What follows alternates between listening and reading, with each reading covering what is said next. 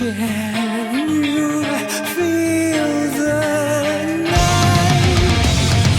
Would it be one? It must be bright, like a raging fire.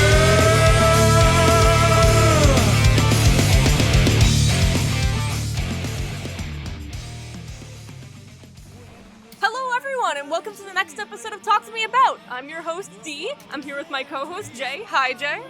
Hello. And I'm so excited because now, after whatever many episodes it's been, I think like 18, we're finally at my favorite character. I didn't think we'd ever actually get it. I thought I would quit after like 2 or 3. But we're here with my one, my only, Hard Rock Whip. You're so close. You're right there. It's really hard. I cannot blame you. I'm gonna kill myself. No, worth it. Live. I'm just gonna cut it out, you know? Hard Rock Whip. That's the laugh of someone who's absolutely leaving that shit in. I know I am. Oh, fuck. The 5 rollback frame death bag. Off That's to an crazy. excellent start. And we're here to talk about, you know, my favorite character and the favorite character of all of our lovely guests. Let's start by introducing them. Hello. Fuck. Hello. No, I'm good. Going really well. Hi, Beatrice. Welcome back. Hi, welcome back. Nice to see you since Axel, I think. You know, now you get to be with his girlfriend, so you know. So true. It's, you know, much like the characters, not separated by time. And next up to invite another person that was on here before, Sinful Rat. Hi, Rat. Hello. Hi. I am super glad to have you back on. Last time I talked with you about ABBA, it was really, really fun. And now we get to see more of your sick-ass art, so I'm very happy. Thank you. And yeah, I'm glad to have you on. And then next up, we have Relia. Hi, Relia. Hi. I've been waiting for this episode for so long as well, because ever since you started this series, I was like, wait, I gotta be on the Eno episode, because I want to talk about Eno for 2 hours. I want to ramble about my favorite fictional character of all time. I know, and I've been seeing you like just around, and I knew this person had to be on. I saw the Eno shrine. I saw the down bed. You had to be here. Plus, I gotta be here. I feel like fucking 2,000 hours into playing Eno at this point. You have the accreditation. And last but not least, Eno God, Kid Dracula. Hello, how are you doing? I'm doing great. I'm just chilling. I'm really happy to be here. I gotta echo what Relly said, because I have also been, as soon as these started, I was like, hell yeah, I can't wait till the Eno one. Fuck yeah, I'm so happy to hear it. I've been following you for a while, and I really like your stuff. And also, thank you for helping me out with the tech videos when you've had the chance. I deeply appreciated that when you helped me with dash macros and dash RC and shit like that. I know that was like more basic stuff, but it was really appreciated. Hey, before this started, I spent like 2 hours not getting a combo that I feel like should be pretty easy, so it never ends. So don't worry about it. It's the pain is truest fighting game unceasing. experience. Is that who I've been fighting the whole time? Oh boy. Oh my lord. It's like that. Like, So, 2 hours. usually this would be the part of the episode where I start saying, hey, so what makes Eno so special to you? But I figured, since I've got such a large group here to talk about my favorite character, I would do something a little different. And I'm not a particularly religious person, but you know what? You know who is? Kind of Eno. She's got all that angel shit going on with her. So I figured it'd be good if I did a little bit of a modified Jewish prayer for a little bit. Blessed art I can't thou, wait to hear Daru somebody Eno our put God, beholder of the Oki, who gifts us this night with megalo and wall slumps to do good mix. Amen. Amazing. That's a plus 2. So, how did it all start with you guys? Because this is the character that got me into fighting games, and I'm so happy to play as her. Every time I play her, I feel like it's electric. I like doing mix-ups a ton. I really like her voice lines. I love her design. I don't think there's an aspect I hate about her at all. That's kind of true. So my first fighting game was BB Tag, but the first one that I actually like learned how to play was Strive. And I originally was going to be a Potemkin player. No, But- really? Yeah, I was sitting here, I was like, man, this character has big old fucking buttons. That's awesome. But Damn, I can't believe you looked at her buttons. I was looking at something else. No, Whoa. so I was like, man, this Potemkin character has a bunch of really good buttons. And then my friend who played Axel clicked my shit in. I think it was 0 to 43 was the score when he was teaching me. And I was like, this Potemkin character sucks. I want to play someone else. So then I was like, man, this Eno character is kind of cool. She's got a witch hat and everything. That seems interesting. And then the brain rot happened, so. The rot. The calamity began. I think it's so me. funny that you went from liking Adachi and BB Tag to then liking the most evilest person in this game as well. Or I guess like that'd be HC, Well, but Gear and the term like evil in Gear is so weird because like no Yeah. character's like evil Is Eno technically. even early? Oh, like evil? no. She was like an antagonist for some of the games. She does have And war then- crimes though. Like she does kill thousands. She allows that entire building to get blown up in the story. She has domestic terrorism I under mean- her belt. She kills Yeah. Kai in the fucking Kills does drama that. city. But got like, one which she, like, Gear creates- character hasn't done at least one war crime? You know? It's true. true. It's true. That is true. Even Fanny has the Red Cross symbol on her hat, so she's violating the Geneva Convention. Oh my god, yeah, I forgot. Every character, no matter how small, has a war crime under their belt. Amen. Does that mean that Guilty Gear Petite is gonna get an update in 2024 to remove the Red Cross? It's gonna get replaced with a little smiling Faust. A little red gear. I would kill for that, honestly. That sounds really cute. So how is So it for for the rest of you me, guys? Yeah. My first experience with Guilty Gear was always that Maximilian video, the rate the supers, or but the insta kills. And there were obviously a few characters that had caught my eye, right? A few of them being like the more eye-catching insta kills, right? Like Dizzy's, Elfelt's, and like Eno's. I mostly was infatuated with Eno because I love rock music, and Eno just having a guitar and having that be her entire kit essentially, like intrigued me very much. Unfortunately, Eno is very difficult in Exerd, so Yeah. my time in Exerd, I never got to play Eno all too much, No. but I did enjoy the character from the side. I enjoyed what was up with her. I played her arcade mode and thought it was pretty interesting. At the time, I had no clue what it meant, but fast forward to now, it's like there's a lot about Eno that I can like very much appreciate, stuff like that. I was super like she was the character that I really wanted to come to Strive, and I was very glad that she eventually got in. It pained me to see that she was like the last base roster character to get revealed because of how long it took. This is But, like- basically Daisuke's wife. He had to save the best for last. The He is, reveal like- for Well- Eno in Strive is so like incredibly special to me because hearing the instrumentals to Requiem and hearing the instrumentals for the chorus immediately like sold me on like Eno and her entire, even her design as well, entirely. Like, okay, that's like the day one main, day zero if you count like the betas and stuff like that had her. Yeah. She So it's has like- such a moody ass theme. I love it so much. It's and amazing. It, Oh, it yeah. fits It's her amazing. perfectly. Yeah. But yeah, Every that's time my I go- history with Eno. Every time I go out of my house at like twilight, I'm always like, can you Feel Yeah. the I love night. it. I like that it's love the it. only theme that really starts off with him speaking. There's like no other like. He's really just like Well- touching himself when he's like starting it. Yeah, It's so for good. real, for real, yeah. You know, Getting a the little funny part about freaky. Requiem is it doesn't have the word Requiem in it. Like every other No. song has Yeah. the word in it, but like this one is legitimately like this is probably the most like theme inspired song in the entire one, where it's like this is a requiem for this character. Mhm. You Yeah. know, she I does not remember live past Strive, when technically. when the music for it came out, I remember seeing a bunch of the comments like reacting to it saying like Ina's not gonna make it out of Strive, is she? Foreboding her theme was and stuff like that. But yeah. And I would say about the instant kills, her one in Accent Core is so sick. It's so love her good, but I Accent don't Core. get it.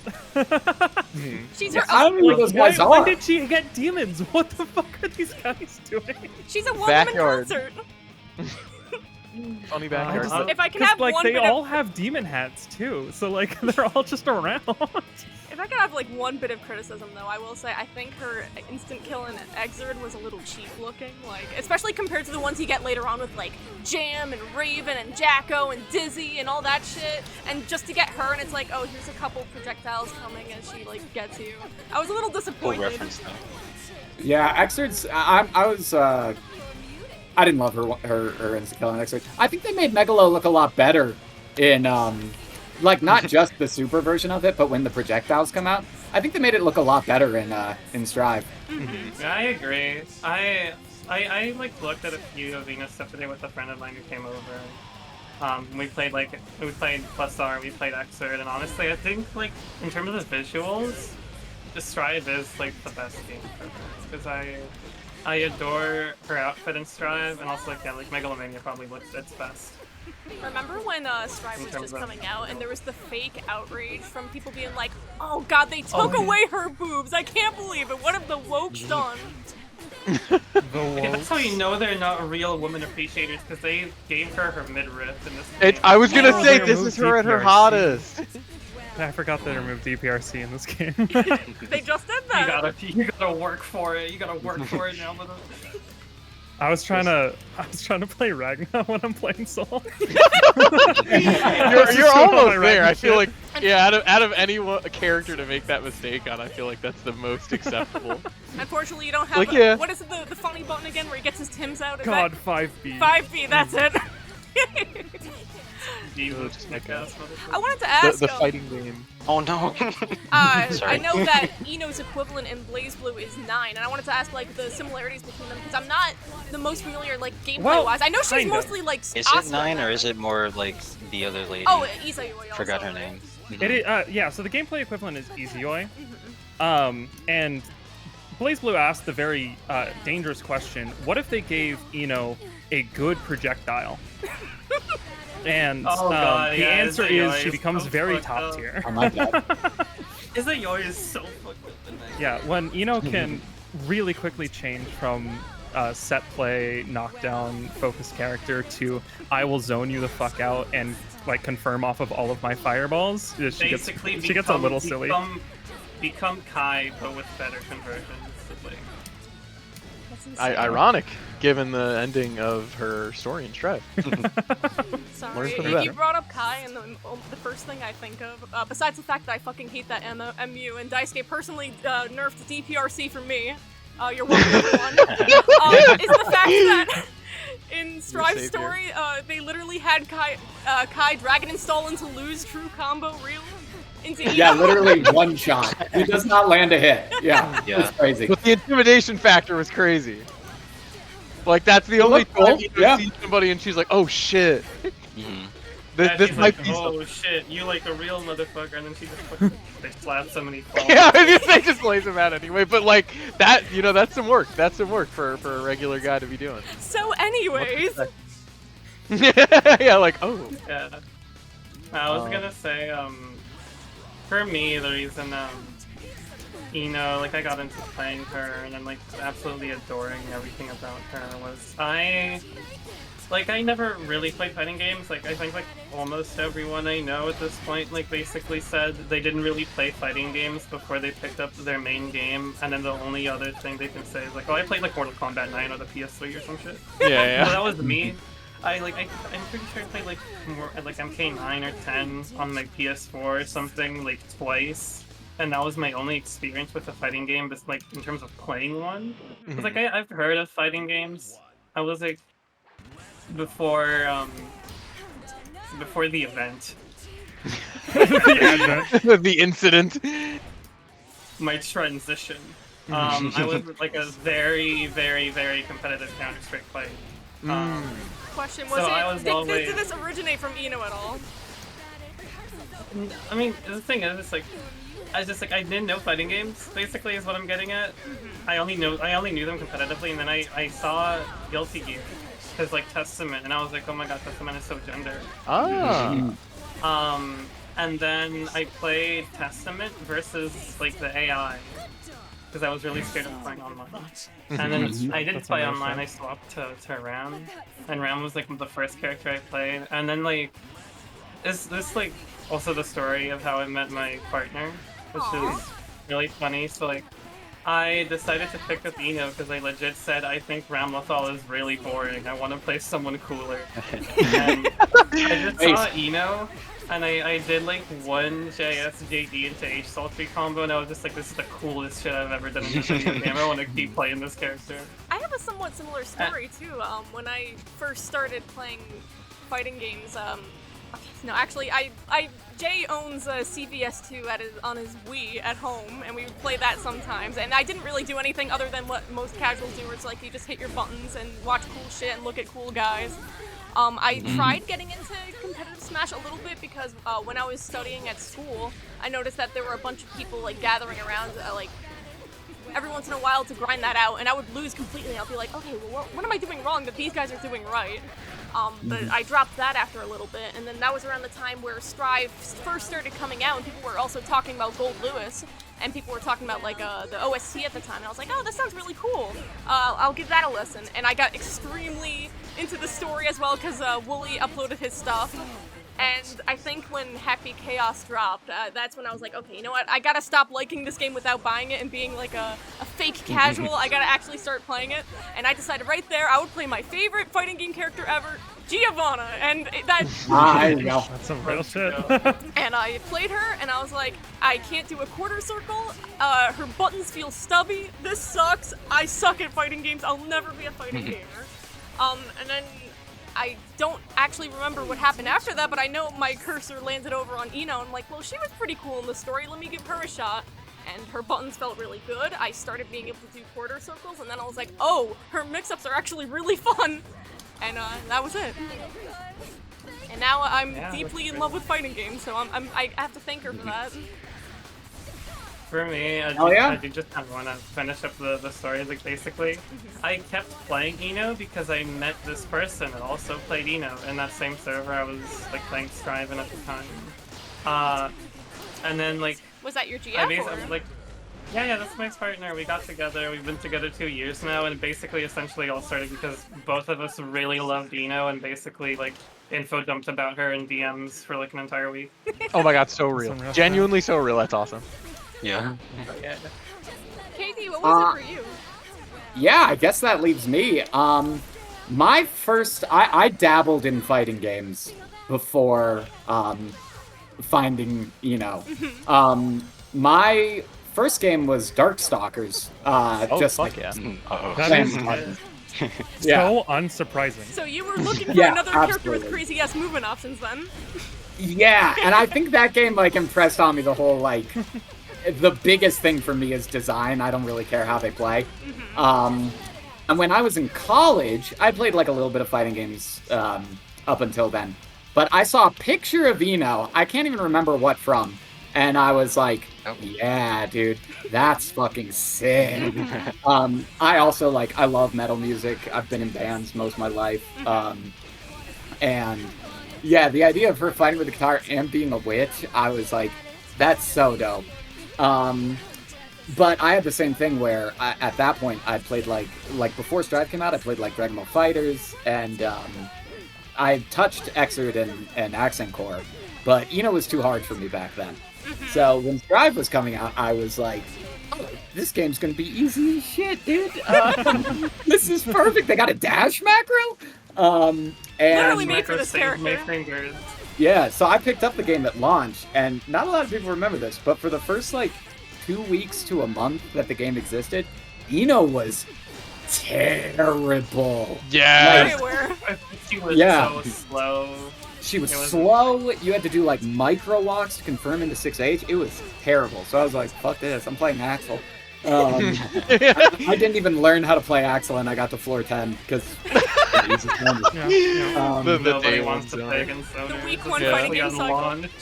Yeah, and then they fixed her, and it's been ever since. And I've actually gone back to Xrd since then and realized that I got better at fighting games through Strive. Imagine that. Now you can go back to the fighting game where she's top 1. Yes. Yeah.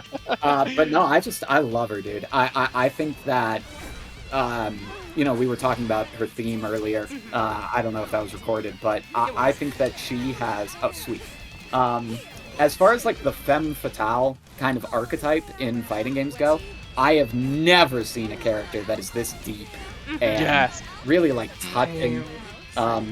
And it's so fun zipping around the screen with her. I love doing mix. I love complaining about how interactable her offense is. Me too. I love complaining about her mix and then All the best calling it characters top have something one. you can complain about. It's Exactly. true. It's Yeah. true. I think that's an important aspect of any good characters. They need to have a reason to complain baked in. That's what creates a community. Yeah. You need to downplay. I like Eno. We agree. The The job agenda must be maintained. Yes. Oh, and I guess I should finish with this. So, I played since like launch and started doing tournaments almost 2 years ago now. That's kind of crazy. I think 2 years. And was shocked to learn that apparently I was better than I thought. Like the first couple tournaments I played, I top 8'd. And there was a time when I felt more comfortable saying I was like one of the best Enos in North America, but I think those days might be a little bit behind us, and we're trying to get back. So yeah, I love it. And I don't want to do it with anyone other than her. So that's how you know. I feel that.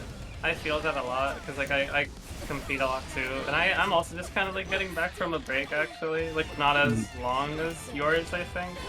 I've basically just been forced to take a break from Strive because of like college exams, and like finally getting back to competing feels so nice. It is really nice, especially like taking a break is just, even if it's like not something. As someone you who asked took for, a break it's for most of season 3, it's actually really nice. Really nice. Taking the time to like explore other fighting games has been a lot of fun. You didn't have to suffer through both of this white wild assault meta. Oh boy. I took a slight break through season 3 outside I had a of playing for the 16-year-old in this podcast, region.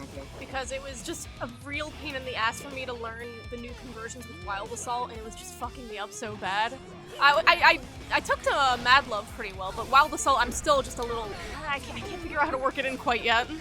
And now I'm glad it doesn't cause hard knockdown anymore, even that's like, I guess, a net bad for us. Yeah, it's funny. Like a lot of people were like, Eno in general got nerfed by Wild Assault no longer hard knockdowning after Wall Break, but like, dude, yeah, she feels so much better this version. Yeah, she loses like Wild Assault knockdown, but you get access because of the burst changes to wall slumps in more situations where it's like slightly more beneficial to like build up meter. I also feel like personally, with my own like theory of playing, I do genuinely think her getting to play more neutral is something that's good for her. Exactly. Yeah. Like something like obviously like Eno's neutral in general like technically isn't the best, but it is RPSy enough where like you can really dig into people, especially if they don't know the matchup well enough, then you can like scramble to your own favor more. And like with meter, yeah, with meter you're just fucking people up for free. Oh, I fucked. There's way too many. Whoa. Whoa. What? Oh. It's Thanks, Tuesday. Guilty Gear. Oh, it is Tuesday. Wait, It is. is Tuesday the day they do maintenance or something? Yeah. Christine, It'll only be like No. it'll be like 10 minutes. Oh. Yeah, it shouldn't Alright. be too long. Happy Don't guilty. go on Tumblr again. No, I think it's very funny, especially because like now that you don't feel like, at least when I was playing it, you don't feel the need to hold on to Wild Assault until you get like a wall splat or like whatever. I have a lot more fun doing like the full screen conversions that you can get off of like 2K6H, where you can do like the full screen air combo, which is just incredibly fun. God, her Orange Wild Assault routes are so much fun. They're so hilarious. You get hit by fucking 2P, like one of the shittiest S buttons in the game, and you get fucking fully converted into a wall break. No, Yeah. they did It's get rid of hilarious. the momentum where you can do Orange Wild Assault 5K, and then you're close enough to 50-50 Megalo or Close Slash. which is, They like, got I rid of gotta that. admit that I don't feel Get like rid- it was bad of a thing. It's like it No, was a but it's funny- really funny to jump scare people with. It is. I feel funny. like Eno is like jump scare the champion. Mhm. Like you're just like, oh okay, here's a block string. Oh fuck, Mad Love. Okay, my bad. Hold up, let me hold that again. Yeah.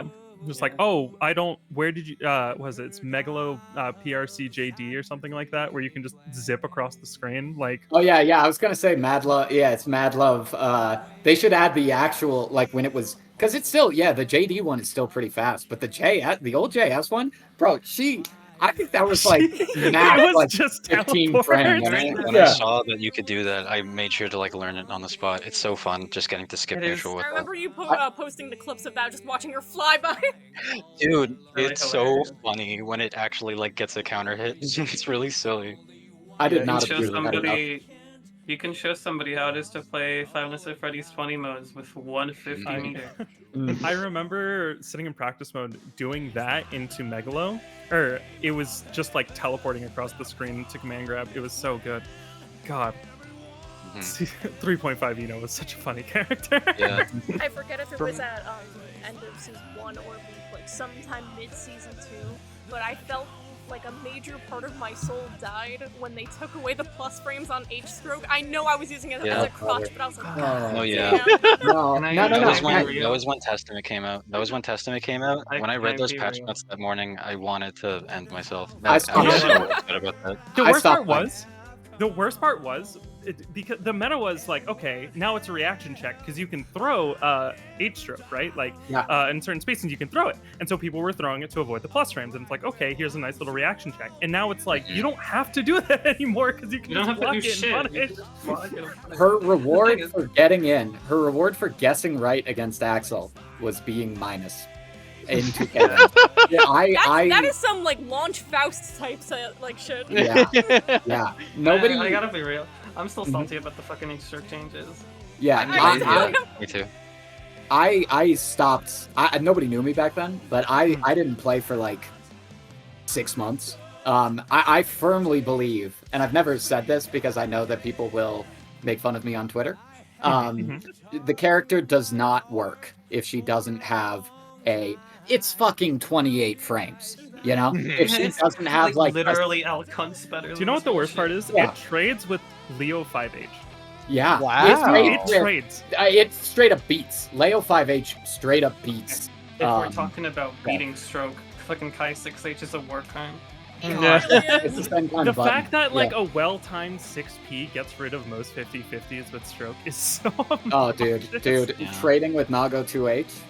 You sent full screen, Why hard they knock give down. Nago better It's mix than OP. Eno? I was gonna say not earlier, like Bridget what kind of doing- sick joke is it that this is the game where Eno gets dash macro and everything becomes easier in the same game where 6P gets upper body invul and all this crazy stuff and everyone has a really good 6P? Yeah, 6P the game. Yeah. Run full screen 6P. Yeah. You can Man. just beat most far slashes, you know? Except for like the ones which are disjointed. I'm looking at it was season 2 Kai. He had a disjointed far slash, wasn't it? Oh, he still does. It got way better. Still His disjoint is super fucked up. Yeah. This is why Okay, birds are imagine important. this. Imagine this. You block far slash in neutral, and now you're holding Kai pressure. Yeah. You know, our I'm glad, slash. I'm glad a our lot far- of the podcast is doing about I was gonna say, Very in character. Very in on a character. Okay, on I'm a gonna- positive note, our far slash like solves the Kai matchup. It's 6H. That is true. Don't that have to is worry true. about it. Far slash. Yeah. 5K. Far slash. I'm gonna be real. The EMBAC knows this about me. I am the biggest Eno player in the entire world. I will go into a public chat room. I will go into Wild Title, go into EMEA GDSC, and I'll just say, you should play Eno, she's top 1. Why do you do that to Oh, people? If The I, Oh my funniest. I do it genuinely. god. Sick. if I can drop something that is still dooming, but there is a positive note on it. Remember when the various iterations of the war crime that is Happy Chaos, and when they finally figured out his wall stomps and his guard crush loops and things like that, Dude. and it was quite literally a 9-1 matchup for us, and how bad that felt. But we I think it was like Daru got top 8 at Evo with it still. Yeah, You HCs. He beat both of them. And fuck yeah, in winners he beat In both of them. winners. That's crazy. Yeah. What a go. Dude, I think when one I of those played- HCs was like a kid too, like 14 Yeah, or I something. was taking notes from that Unfortunately, set. I was yeah. like, okay, here's what I got to do in this situation. Yeah. And then I like wanna- no other Happy Chaos I ever fought in Tower ever again would do any of the tech that either of them Yeah. did. So like these notes. I mean, are honestly, worthless. honestly, the tech in that matchup forever has just been like HCL PRC or no PRC, and I just like hope it works. Honestly. Yeah. All right, I gotta do. Although between, can I be real? Between Happy Chaos at his worst and Gold Lewis with season 3 went well, this is all I'd rather play against Chaos. Really? Yeah. At least, Oh my god. at least I feel like I'm losing constantly in both of them, but at least when I get on HC, I feel like I'm accomplishing something. The matchup, is like, the matchup is like winnable now, which is bad because I had a phase when season 3 or when they nerfed Chaos, like season 3.5.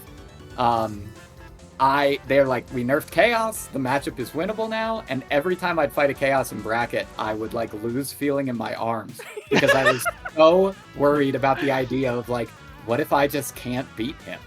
What if it doesn't matter how I good feel matchup? you. What if it was a What if he player gets issue? full No. screen once?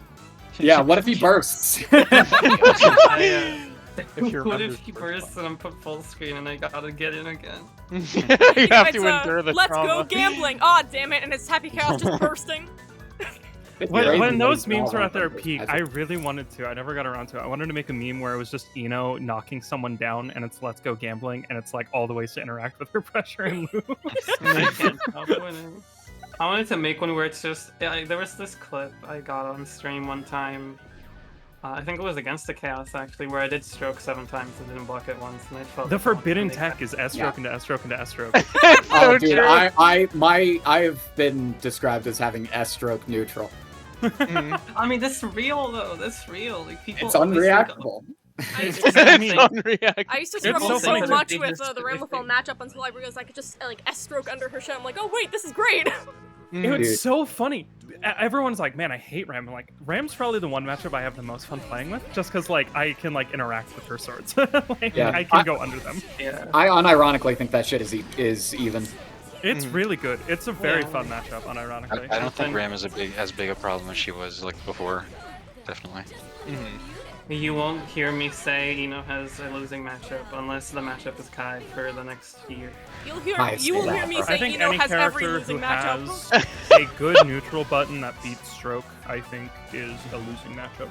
But that's just because Yeah. I play like an absolute cretin. Yeah. Listen, that's when you find your inner zoner and then TK note like 6 times before you try to get in. You just keep hitting them with it. What's your answer? And then they find the answer, and it's like, oh no, Oh, I didn't yeah. mean it. I love Like it it when runs that people feeling. skip my neutral by running under Chemical Love. It's so great. I love it. It's very encouraging and makes you want to play the character even more. Honestly. It'll make you love the character even more. I love how Giovanna and Viken stand under stroke. Like, Yeah. Abba now. or not, And or Abba. stand over Chemical Love. They'll just sit Dude, there. yeah, ABBA. I- You can't use chemical love against ABBA And either. Viken. Yeah, Abba. You can- And It doesn't even Viken hit feel personals. ABBA. Oh, Well, it no, I don't sucked think ass they're when they dropped Viken in. Like, I could just feel none of my moves connecting right. The only saving grace is that Eno 6P is kind of nutso banana style, good. and you can Oh I yeah. agree. really easily deal with Yosan-san. Honestly, okay, I want to bring this question up because I have multiple answers to it. If you could make one single change to Eno, and it just stays. Give her what exert would air it dash. be? Give her exert air dash. Give her exert air I dash. was gonna say that. Yeah. Yeah. Dude, if she had I mean, like air dash I off of if she had air dash off of hoverdash like she used to, oh buddy. Yeah, it would be. Gapless insane. offense? I Yeah, I can't was gonna wait. say, so like my 3 answers is either exert air dash or like a nerfed version of it where it's like it's like a strive air dash, but you still can use it like we did in exert. Or bring back +2 H stroke, or Yeah. make Yes. HCL recover like 100% faster. God, why did they make it easier to counter hit? It was already such like a mid poke, and then like we I made don't- it worse. The last Shrug shoulder. the last 2 times they've nerfed Eno, I don't understand what they nerfed her for. They nerfed. I just wonder which cracked is in the fucking office at Arc System Works balancing team where they're like, nah, we gotta deal with this motherfucker. There was a point in Strive balancing where I genuinely thought, do they know how to play these characters correctly? It's like some of these like nerfs and like buffs are just like so baffling to me. Where it's like, okay, time to buff Nago for the 5th. Let's nerf Eno. Excellent. Let's nerf Eno and buff Nago in the same patch. Who gave that bitch ass a fucking high-low mix-up situation off of a already game-winning bite?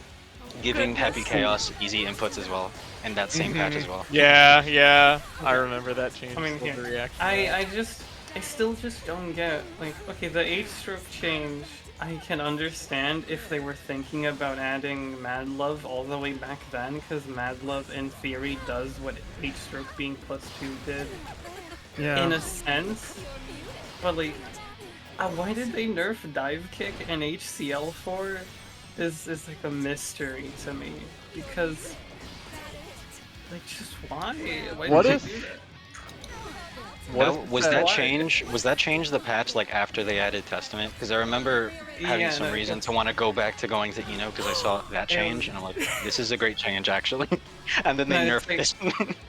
Yeah, it's like there's like, so I think the history goes Testament released, H-stroke got nerfed to B -2, Season 2 released, and I think that was the patch where they, honestly I don't remember, I think it's the patch where they nerfed Dive Kick, and then there was a patch where they improved Hover, and then the patch after that they nerfed HCL, which I think Well, Charge Dive Kick should be plus. I think it was. Oh yeah, Charge Dive Kick should be plus.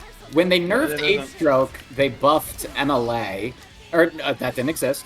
When they nerfed 8-stroke, they buffed. Nice bait. They buffed HCL. I'm realizing I don't know how to interact with my own character's offense. This is a 0-10 mirror match right now. and no one does. Oh, I'm gonna lose. No! I fucked it up. They buffed HCL when they nerfed Stroke. My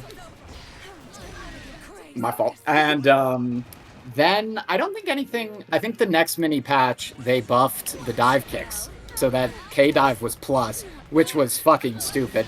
They should not have done that. It was fun And though. then they, and then they nerfed it to be worse than it was before that buff. If I remember, Yeah. or they nerfed it twice.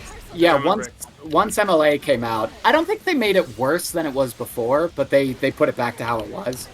I wish they would do that with Stroke, which is fair. honestly.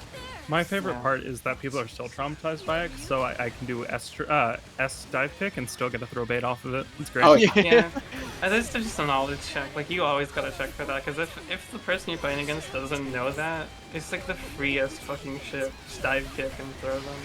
Be pressure. No. Comes free with your Eno milk. Bro. We're all saying, what if Team Red doesn't know how to play Eno, and they're making all of these balance changes, being completely ill-informed about how she actually works. What if they know feel more like- than anyone else? I'm What if they What have if they something have unlocked? the vision? I'm Yeah, guaranteed like- that what it actually is that they're balancing solely off of Daru, but not by because he's the only one over there in their region. But it's not Daru they're listening to. It's like they're listening to Mochi or something, like some kind of fucking player. He's Daru walking keeps into the up office, playing. he's like, you gotta do something about it, But Mochi comes up to Daisuke and says, The Dauntless Eno spirit keeps making our character more. we gotta start giving up. I really liked that for a while. It was Daru's catchphrase, or I don't even know what it was. I just saw it posted all the time, and it felt really thematically resonant in a way. And it was him saying, "Don't give up on her," and he would just keep saying that over and over. Yeah. When That Eno was was at after her the, actual first. Nice bait. That was after the That was Easter. after the Daru beats everyone. And that was in season. That was the first version of the character, that terrible version we were talking about. And Because Motherfucker was dedicated. he dominated this fucking team tournament. It was beautiful. It was beautiful. I still watch that. Really, I have no idea what team tournament this even is. I guess I gotta go back and watch it because that sounds. I will post a link in general to the Yeah, Sage I'd love video that. talking about it. Also, I would love to see how slow fucking Hover was back then again. It was really comical. Sometimes I like going back to Eno's trailer just to see if I can I love I those wanna trailers. see. I love all of those gameplay trailers that they released. Where's that one? It was Kai doing vapor thrust loops off of like a juggle, and I was like, he doesn't do that. Oh, okay, wait. I have deep Eno lore. Yes, In the gameplay trailer, her animation for Fortissimo was different. Her grounded Fortissimo animation, when she like goes up into the air with the knee, her head, she like flings her head way back, and it looks really cool. And I don't know why they got rid of it. It kind of fits with the like more muted in general vibe that they gave her in Strive, but it looks so cool. I have one problem with her animations as they are in Strive, and that is the windscreen you get off of a Megalomania that kills. Because they get rid of her like wings and like amplifiers, She's and just she's looking just at the ground. standing there, looking at the opponent. She's like stuck on a wall. Yeah, she's got her like bad. head bent down. Yeah, it's very silly. Yeah, it's like, what are we doing? True believers know that that's actually more intimidating. Just having a bad bitch stare you down. Like, what are you gonna do? I mean, that Speaking is of We've all bad- been there. But like, however though, right? If you whiff the command grab and it kills anyways with the projectiles, it does the correct windscreen, and it looks like really good whenever that happens. Yeah. Once in a blue moon. Funniest thing ever is sorry, my bad.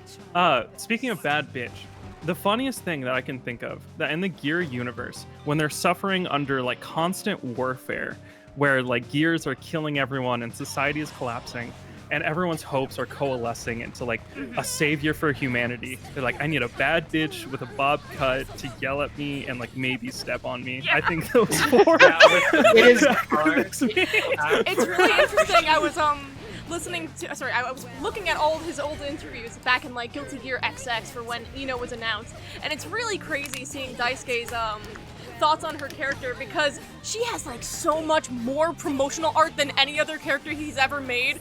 And She's he's just fucking awesome. yeah, and he's just checking. He's like, oh no, I'm really into Sheena Ringo. I think she's beautiful. My kink is that I really like women that wear hot pants and jeans, so I've drawn Eno wearing hot pants in many images.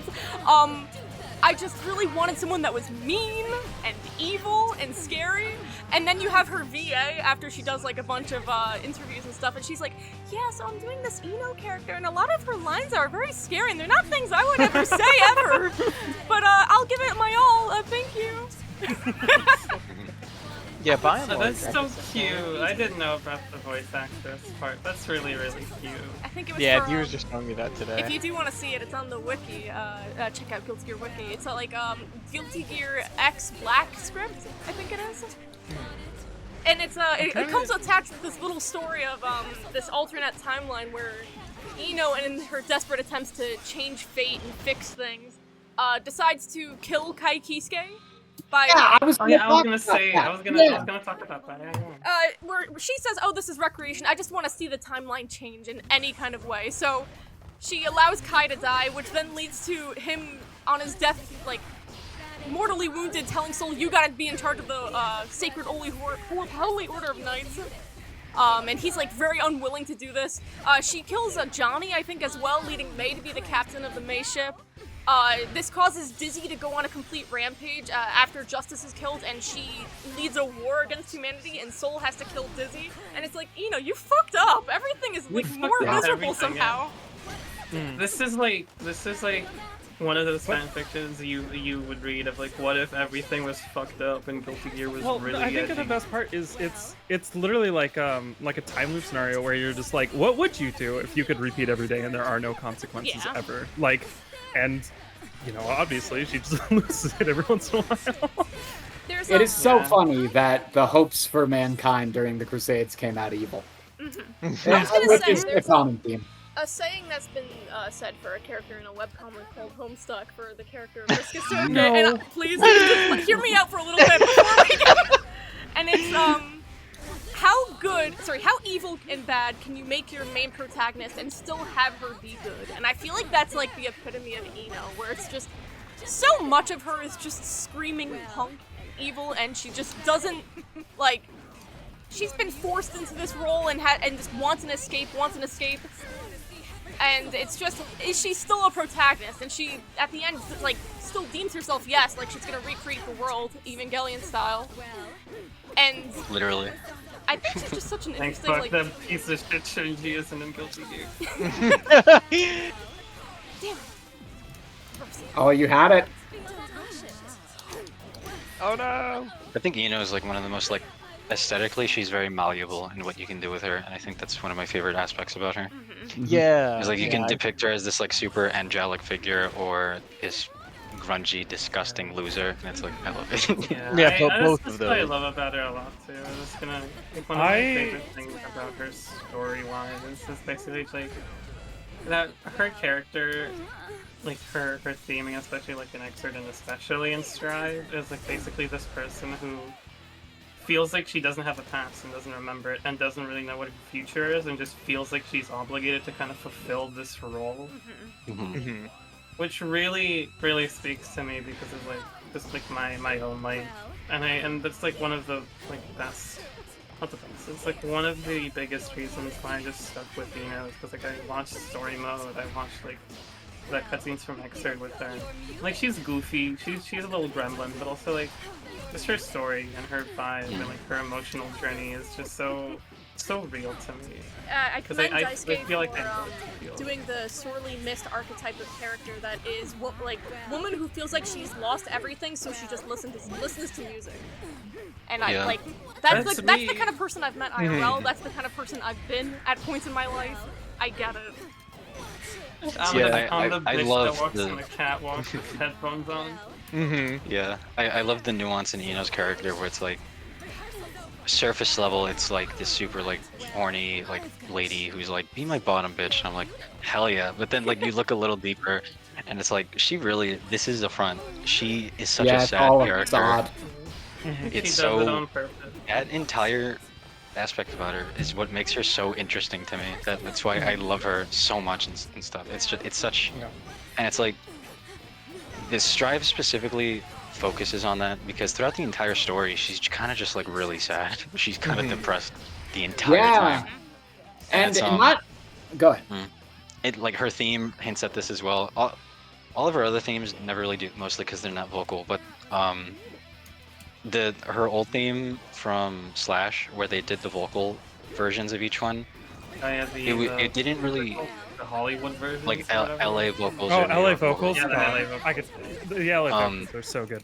If I remember, I like them too. Yeah, I think Zappa's is my favorite, but like Ino's is like second favorite because if I remember correctly, I would need to listen to it again. But most of it is just like there's like something coming, and it's like her, and it's like hyping her up the entire time. This terrifying entity gonna screw shit up. It's super Actually, freaking cool. Can I bring up?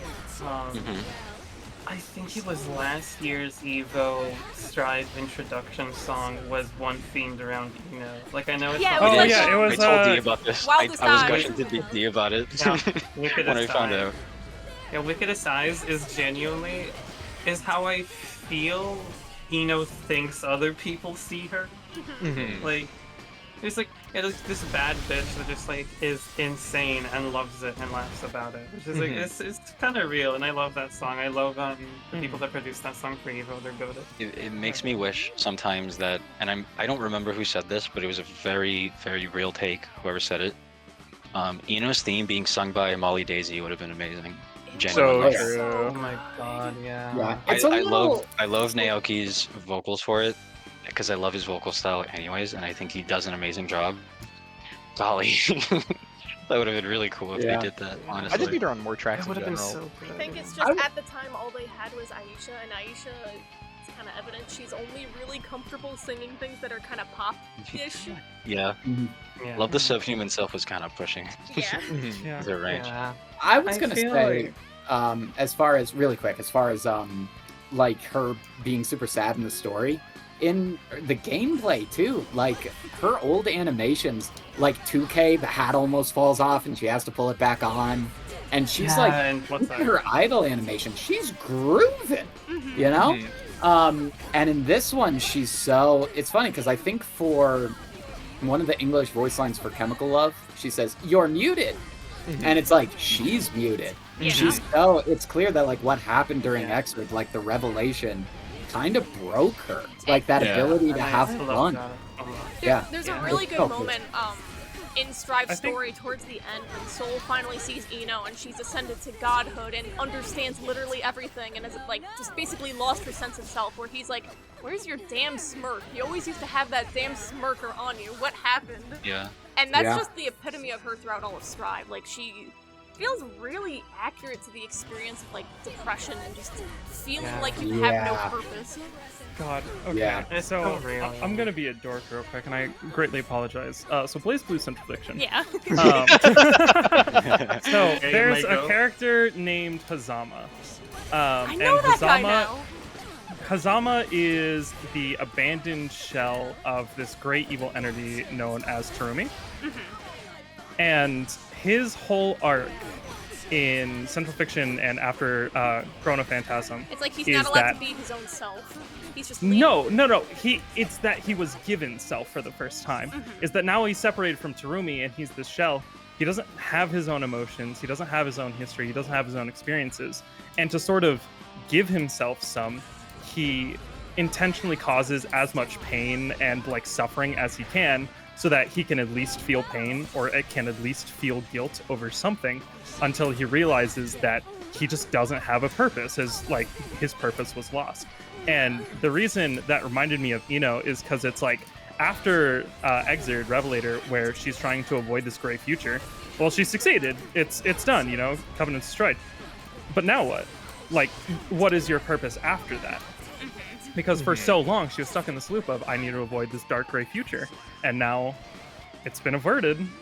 Where do you go from there? And this feeling of just loss of just purpose and self, as she just sort of loses all the things that she was working for before, as she now needs to confront, well, am I even human? Like, do I have a soul, like a human spirit to keep going and keep fighting?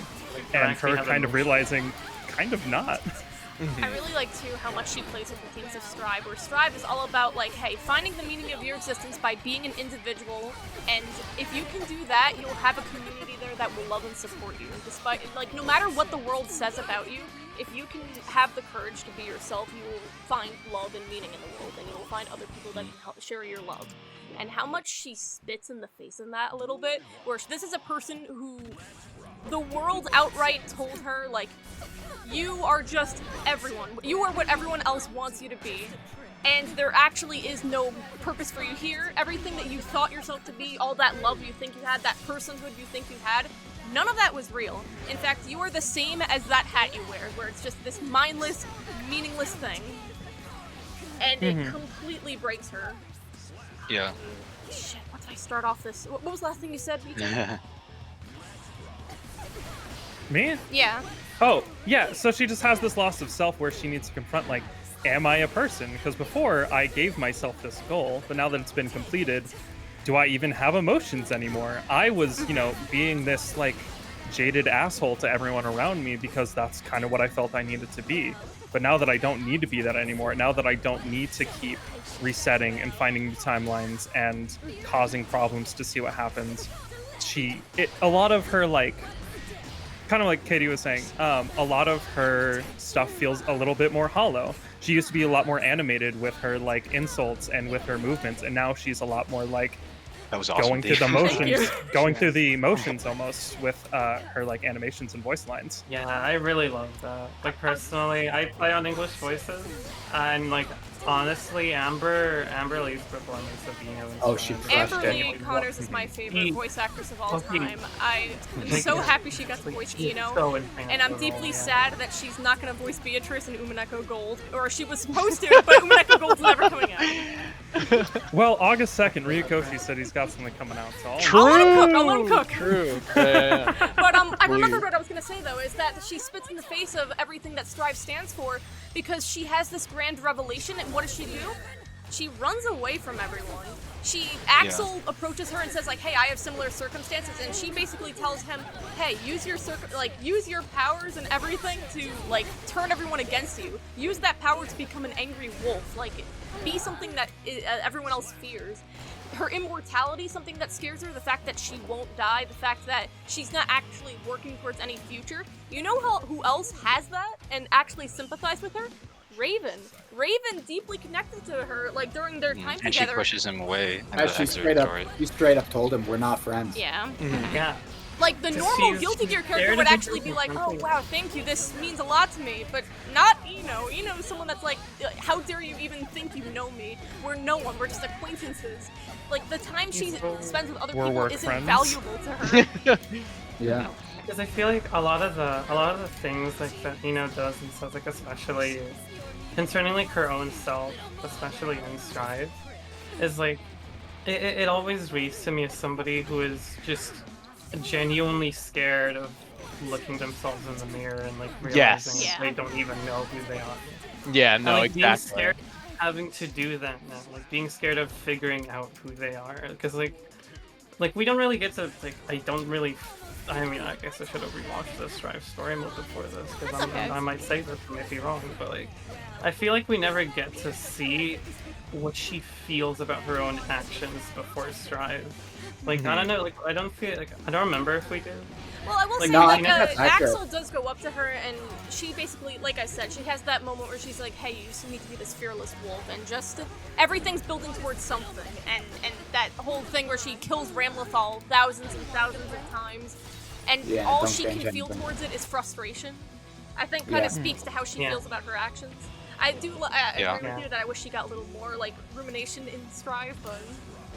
Yeah, I think that like kind of unknown feeling of like, how does she feel about what she's done? Like, 'cause for all we know, she could be just like frustrated. She could be angry about it. She could feel like she wasted time. She could feel like even disappointed about it. She could feel like ashamed. And like, we never got it, but it's like that. Maybe that she's kind just of, mad that Soul did it instead of her. Maybe She's just pissed off someone took the glory. Maybe she's pissed off that somebody with a heavy bottom end got there before. Yeah. I really want to talk about this. Thank you for bringing it up. The fact that she's the rival of Soul, like, you think it's kind of Asuka, and like, not that it isn't. It is, but she's kind of that shonen rival for Soul, and she's just constantly popping into his life to antagonize him, try and ruin him. She summons his own past self to try and kill him. That's hating. That's advanced hating. She's on that hater shit. By the way, right? I played that recently because I was just like messing around in Plus R, Soul Story Mode. I liked it because it's like a visual novel, right? It doesn't show really anything. I like to think after Soul beat Order Soul, she like slams her guitar on him and like cuts him in half or something like that. I like to think that is what she did visually because I think it's kind of metal. And it seems like in character for her, especially at that Being time. a hater at the highest of levels. Speaking of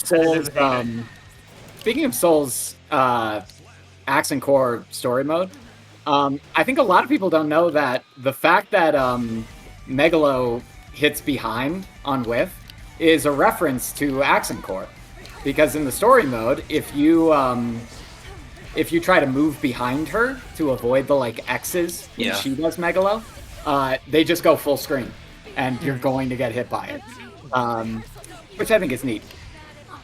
I forgot that boss Ino and how bullshit she was. I cannot beat her. She's fucking hard. Yeah, she is stupid. I remember like just grinding to beat her because I really wanted like one piece of ABBA artwork in high definition because the old wiki used to have like really low definition pictures of him and stuff like that. It was worth it though. I liked that picture a lot. She was holding your wife behind her, and she was like, "You have to get through me." But no, there have been a lot of thoughts that I've had based on what everybody was saying. But I just wanted to loop back to the very beginning and say the thing that I think initially drew me personally into checking out, back when I first picked up Exert, is the fact that, as I've discussed on the podcast multiple times already, I was that kid that was obsessed with like Tim Burton style, like macabre, creepy shit. And I despite being really bright and colorful, I really got a lot of those vibes from her. And then the other really big contributor to her appeal for me was definitely the resemblance to Haruko Harahara. Yeah. Because Fuli Fuli was like formative media for me. You mentioning that, I just have the most insane thing ever to say, okay? Be real. So, me being a Zoomer, dude, you gotta fuzzy block. I might be the youngest. I might be the youngest motherfucker in this call. I'm 19. but like I'm 20 this year. Like that. Fucking. Honestly, I see a direct line of connection between me basically being a fucking like Jeff the Killer fangirl in 2012 to me playing Eno now.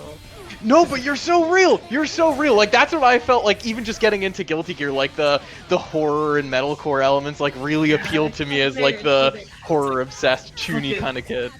Yeah, like I'm fucking like early 2010s. I was so obsessed with like this kind of like not even macabre. It's like this mysterious-esque horror where there's like it's like basically you never get enough information to piece everything together, so it's always like up in the air. Plus, like, I was a kid, so I always hated it up, and I was scared about it. Like I was scared I was gonna fucking see fucking smile.jpg on my fucking computer. Yes, yes. No, absolutely, like that surreal kind of like abstract horror that came about in like the 90s and 2000s. Yeah, there's something so similar to that in Eno, where she's like this like fucking gremlin. Yeah, no, because like I feel like mysterious. yeah. A lot of the horror of her character is metaphysical. It's kind of like what we've been talking about. And I think it's really cool because it's a great allegory for like actual real life trauma and depression, as we've been talking about, and kind of how Pito mentioned.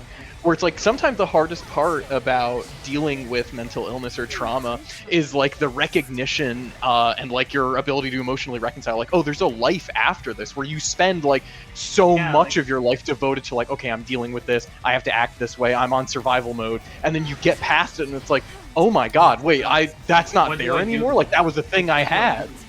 Yeah. Like, when your autopilot is just, I need to get through this for like 20 years, and suddenly you get to like relax, you just don't know what the fuck to do. It's tough. It's tough. Yeah. Like, that idea of like, I didn't think I was gonna live this long, you know? Yeah, exactly. Same. I gotta be real. That's me moving in with my partner in a couple months is like, oh, I'm like advancing. Like my life's moving. Shit's moving. Like same thing for me, because like me going to college and actually doing the shit I love, both online and in real life, and also like I am gonna move in with like my partner in 2 years or so when I finish my degree, and like it's just it feels very vindicating, but there's always like still that part of me that's like, when looking back, I'm really scared of how I was. Yeah. And like so much of that is like in Eno's story of like, yes, like this is how I might have like ended up if I really never got with like the support I had and like kept going how I did, and it just, I connect to so much to Eno because of that. Yeah, no, and I think that's the really harrowing thing about her, and I think why her depth and nuance is so attractive is because it really harkens to a lot of people about like just how their lives have progressed, and it makes you feel for her. So it's like so sad that we get this really tragic ending for her, purportedly, in Strive, as much as her arcade mode might refute that. How people like, because I remember when Strive story mode came out, everyone thought Eno was dead, which is like, no. Play the arcade, please. I don't know. I think in a she's weird dimension dead between for real. dimensions. I think she's. You think so? I know that it's that she's doing some soul searching right now, and that she says I might come back one day, but I think. I thought she came back as the Eno from Axel's timeline. I think that's her. No, that's it's different. a different person. That's a whole can of worms. Yeah. It's like from how I got it, I don't know, like, I guess you could tell me. Isn't it like basically she swapped places with Megumi? Megumi got to be with Axel now, and then Eno is put into this like pocket dimension thing that she's like, she told Chaos like, nah, I ain't gonna go back, I'm gonna stay here till I decide I want to get out. Yeah. Right now she's in some kind of like very special hell dimension where she's just fighting against weird versions of people, which are just the other characters, but like distorted and like cartoony kind of. Yeah. Dude, that line from the arcade. You can see more of that in Happy Chaos's arcade. And those that they fight. The silly mode. Her line from her arcade mode, where she's like, I can't remember what exactly she says, but it's something like, "What a stupid world I'm stuck in." Yeah. Oh man, dude, she's so cool. And then her line when she's with Happy Chaos in his mode, where she's like, "Oh, good, I was worried this was gonna get complicated." She's so and he fed goes up on with like everything. a dead ass like 5-minute like speech on crazy. this place. Guilty Gear. Eno is the epitome of Guilty Gear character who really wishes she were not in Guilty Gear. Yeah, that's real. Yeah. I've been trying to reversal for about 5 minutes. Okay, we'll get there eventually. I was gonna say, But yeah, I don't know how you guys interpret her as well, and it's obviously it's a little nebulous and a little weird to understand too. It could be that, you know, Guilty Gear's universe is a computer, and it's running many versions of programs at the same time. And the idea is that there's two universes, one where it's our normal reality, no magic, nothing is happening whatsoever, and that's the one where Axel comes from. And then there's the second reality where there is magic, and that's just everything happening. I can't remember if it's that Ino is Megami from Axel's timeline that is then transported into Guilty Gear timeline and forced to live a new life with not very vague memories of the past. yeah, Or if it's that she's from a third version of the program that I'm not gonna lie, I was also trying to reversal. It's like it's I'll like let it's a someone else mix. Yeah. yeah. I mean, I think the issue with Ino's story in that aspect specifically is basically almost any interpretation is kinda right because they never got to actually write that part of the story fully because of what happened with Sammy back in like 2005 or whatever. Yeah. Where they lost the rights to every character besides Soul and Pi, so they didn't get to actually write the story. I don't know about this. It's really heartbreaking. So the reason why there was such a large gap between XX and Xrd is that they like Relia was saying, there was a huge legal dispute because Sega Sammy, their publisher for those games and the arcade titles, wanted to move into pachinko, as does every company at that same time. There you go. And to help with pachinko, they really wanted to get purchased by Sega, Sammy at the time. They finally got it, and they finally got all their pachinko dreams, finally were able to make all the machines they wanted. But now Sega was stuck with Guilty Gear, a property they did not want, and they were not interested in fighting games, which meant Guilty Gear was stuck in a limbo.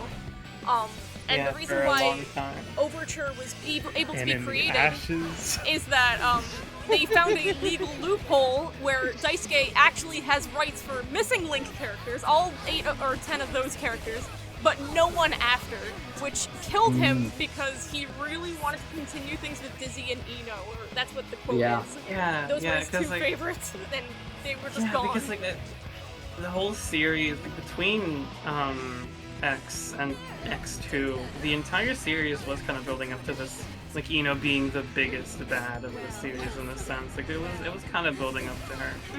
And like it's because of that whole gap thing, it is really unfortunate because we never got to see like the original story play for Guilty Gear, which I think we still got something really amazing. I feel like you can see that in Xrd too, because Ino is not the main villain of Xrd, and she really has a very minor role. And I can kind of feel like that he finally got the rights back to all of his characters, but he was already writing that new storyline in like Overture, where he's like, okay, well if I can't do anything with Ino, I'll just go back to talking about Arya again, and let's just go with that.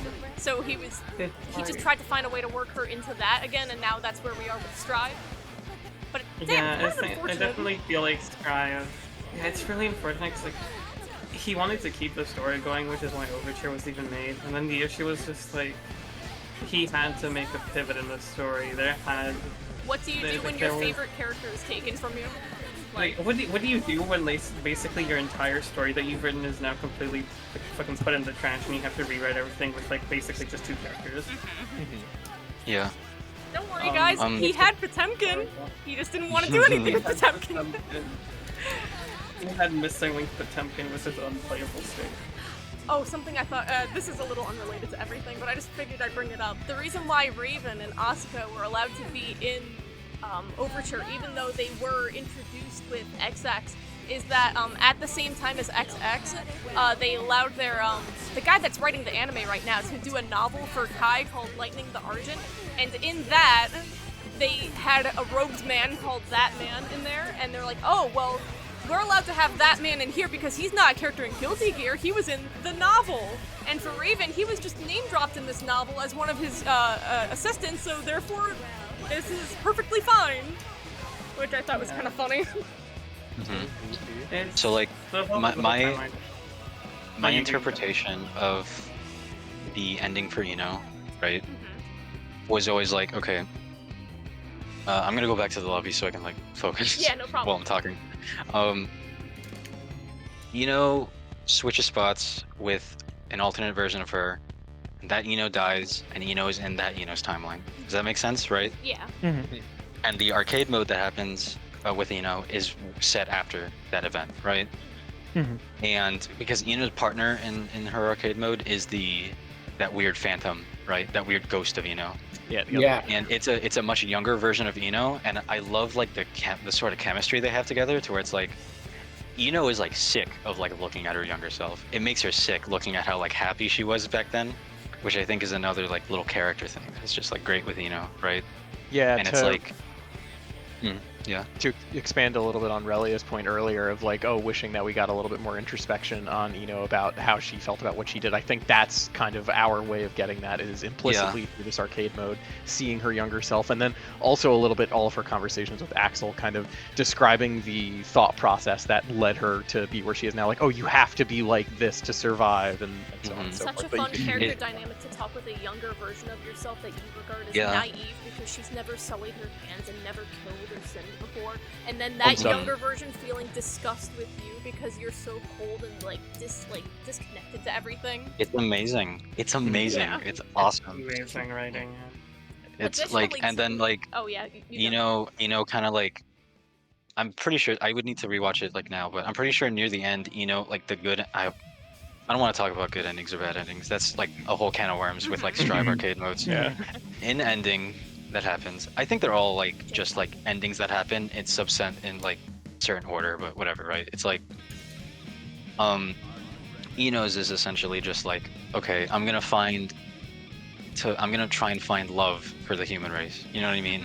Like, I'm going to find a way to love these people so I can find purpose in like protecting them and like helping them survive or something like that. You know what I mean? I'm pretty sure that is what interesting line too, the where ending Nago of her is character like, is in Strive. Yeah. I will not allow you to live because you're allowing your evil to germinate, things like that. But then, when she starts talking about wanting to save things and actually like not wanting to erase her past self and letting that live, he's like, oh, the mother can live. And she has this really cool line where she's like, I never gave thought to the reason why us living beings create children. That's so cool for a godlike being to it's think like about. her just like becoming like introspective on humans and finding some sort of value in them all of a sudden. It's like, damn, okay. And I think You guys are kind of interesting. I think it's It's also great. like such a like a interesting expansion on her like previous thought process of like she felt like she had to save the world and had to make things right, change the great future that she sees, and then like her trying to find purpose by basically doing the same thing of like, I gotta find a purpose in humanity so I can like be someone again. By basically just trying to find any value in humanity is really it's a really neat way of kind of circling back to her original ascribed purpose.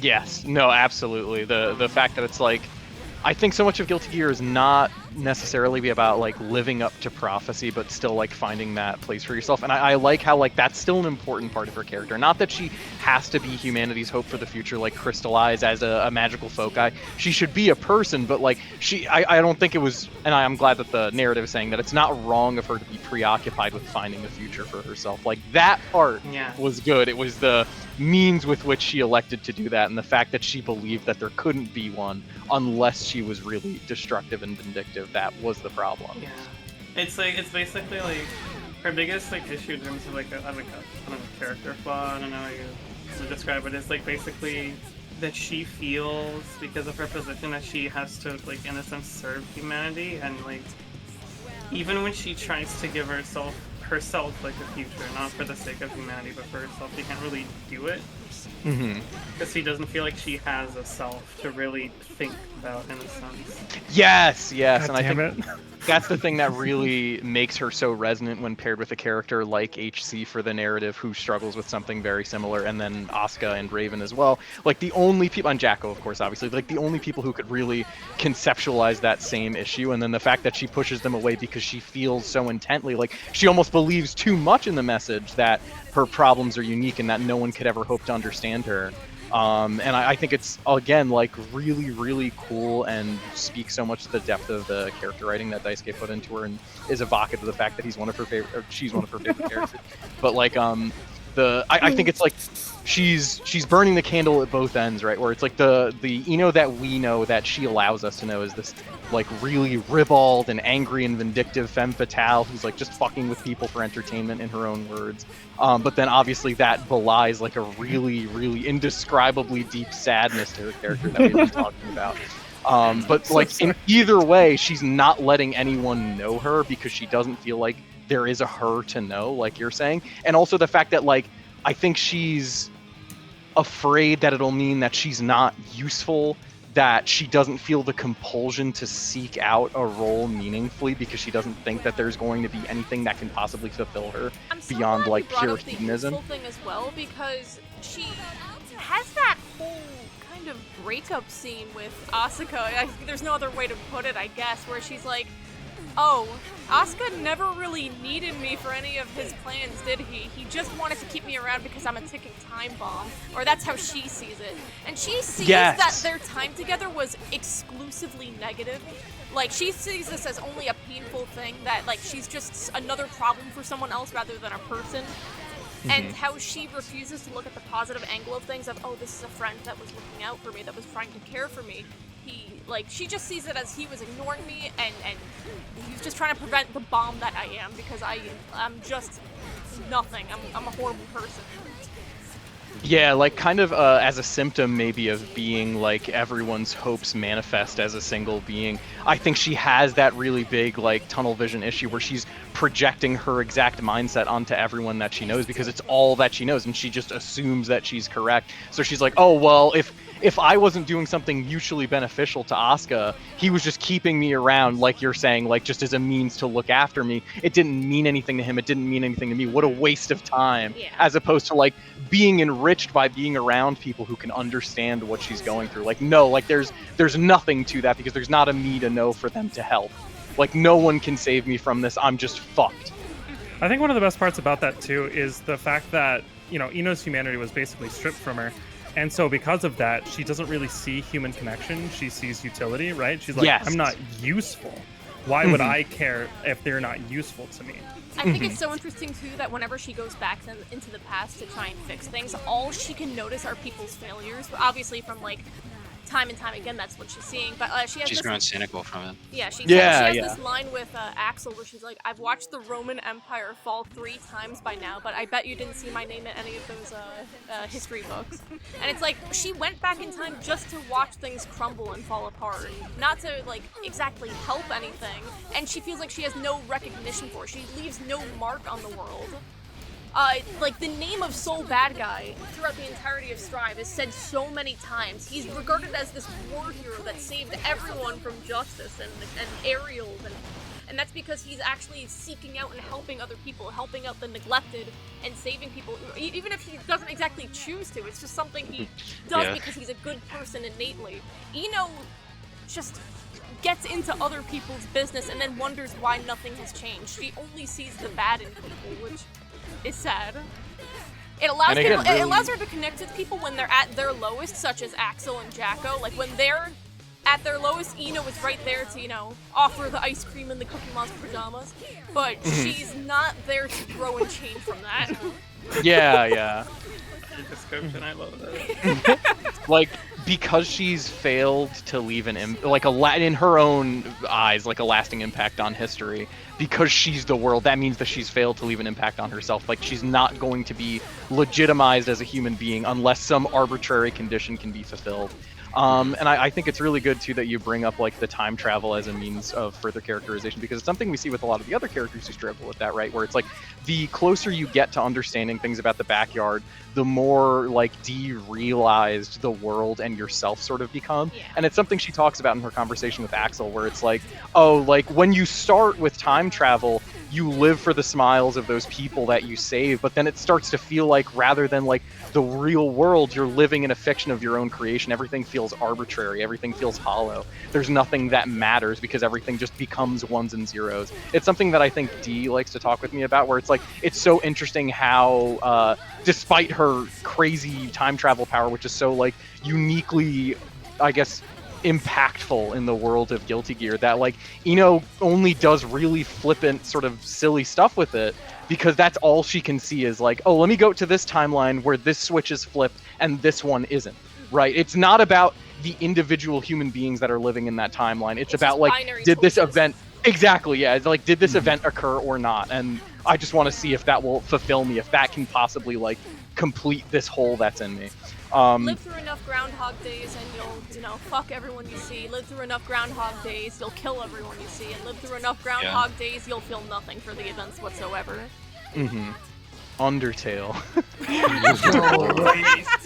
Story of Undertale. But no, yeah, I just wanted to loop back a little bit on the subject of references, unless somebody had something to say. I know I'm talking a lot, so like feel free to... No, you're all good. I've been meaning to talk about our theme, but we can do that after that.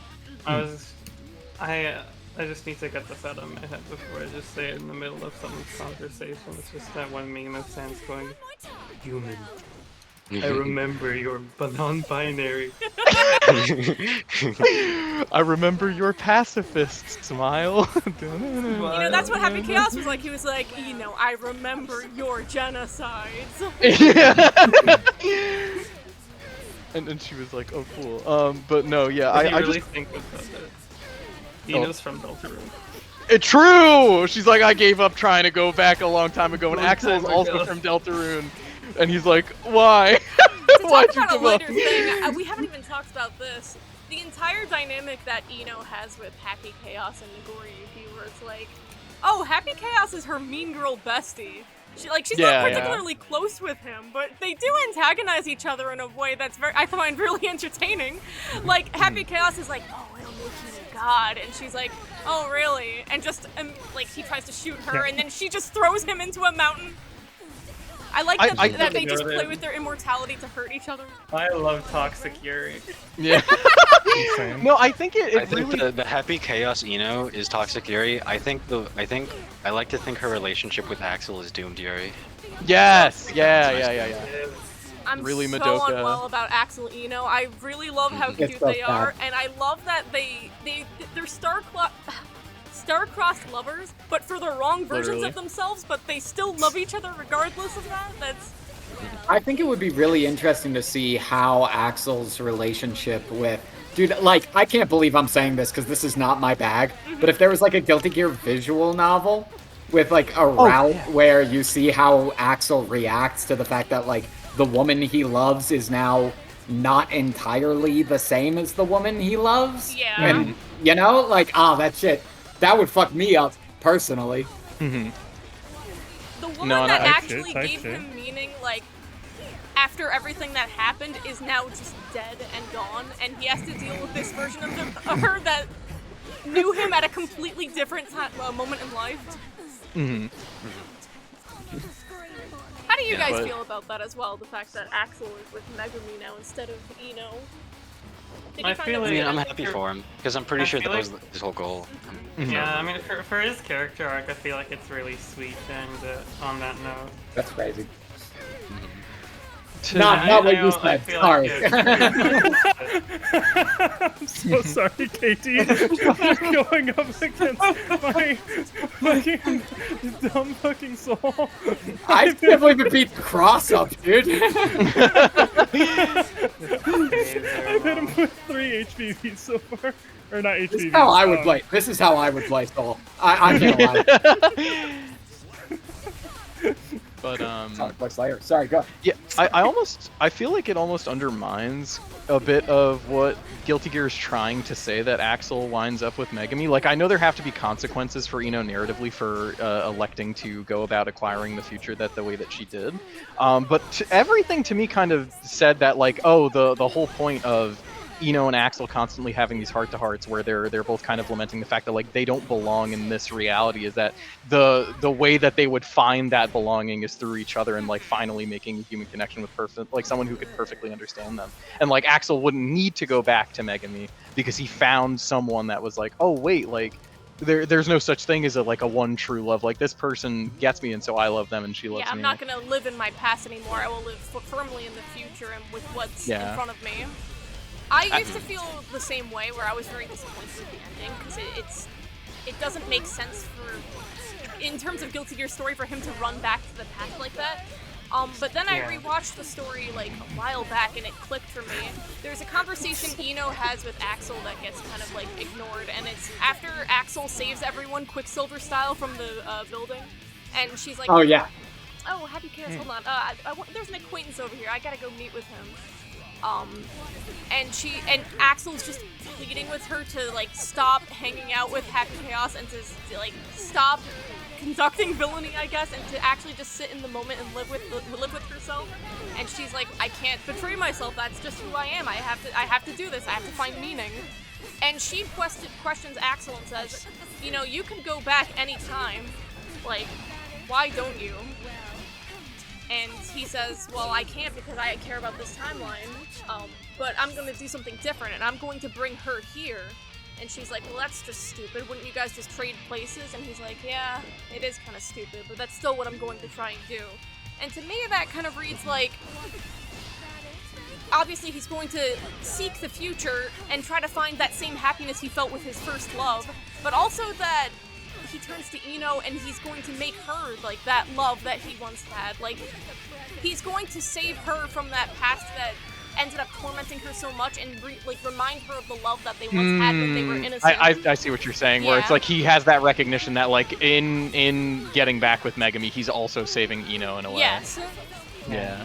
And I feel like also instead of chasing Will and chasing her past and remaking the universe 10 million times to try and find something like that and to find meaning from the pain that she once had, she should just create a new love for herself. Like, you don't have to live firmly in your past. You don't have to be just Frederick. You can be Soul Bad Guy and be happy, you know?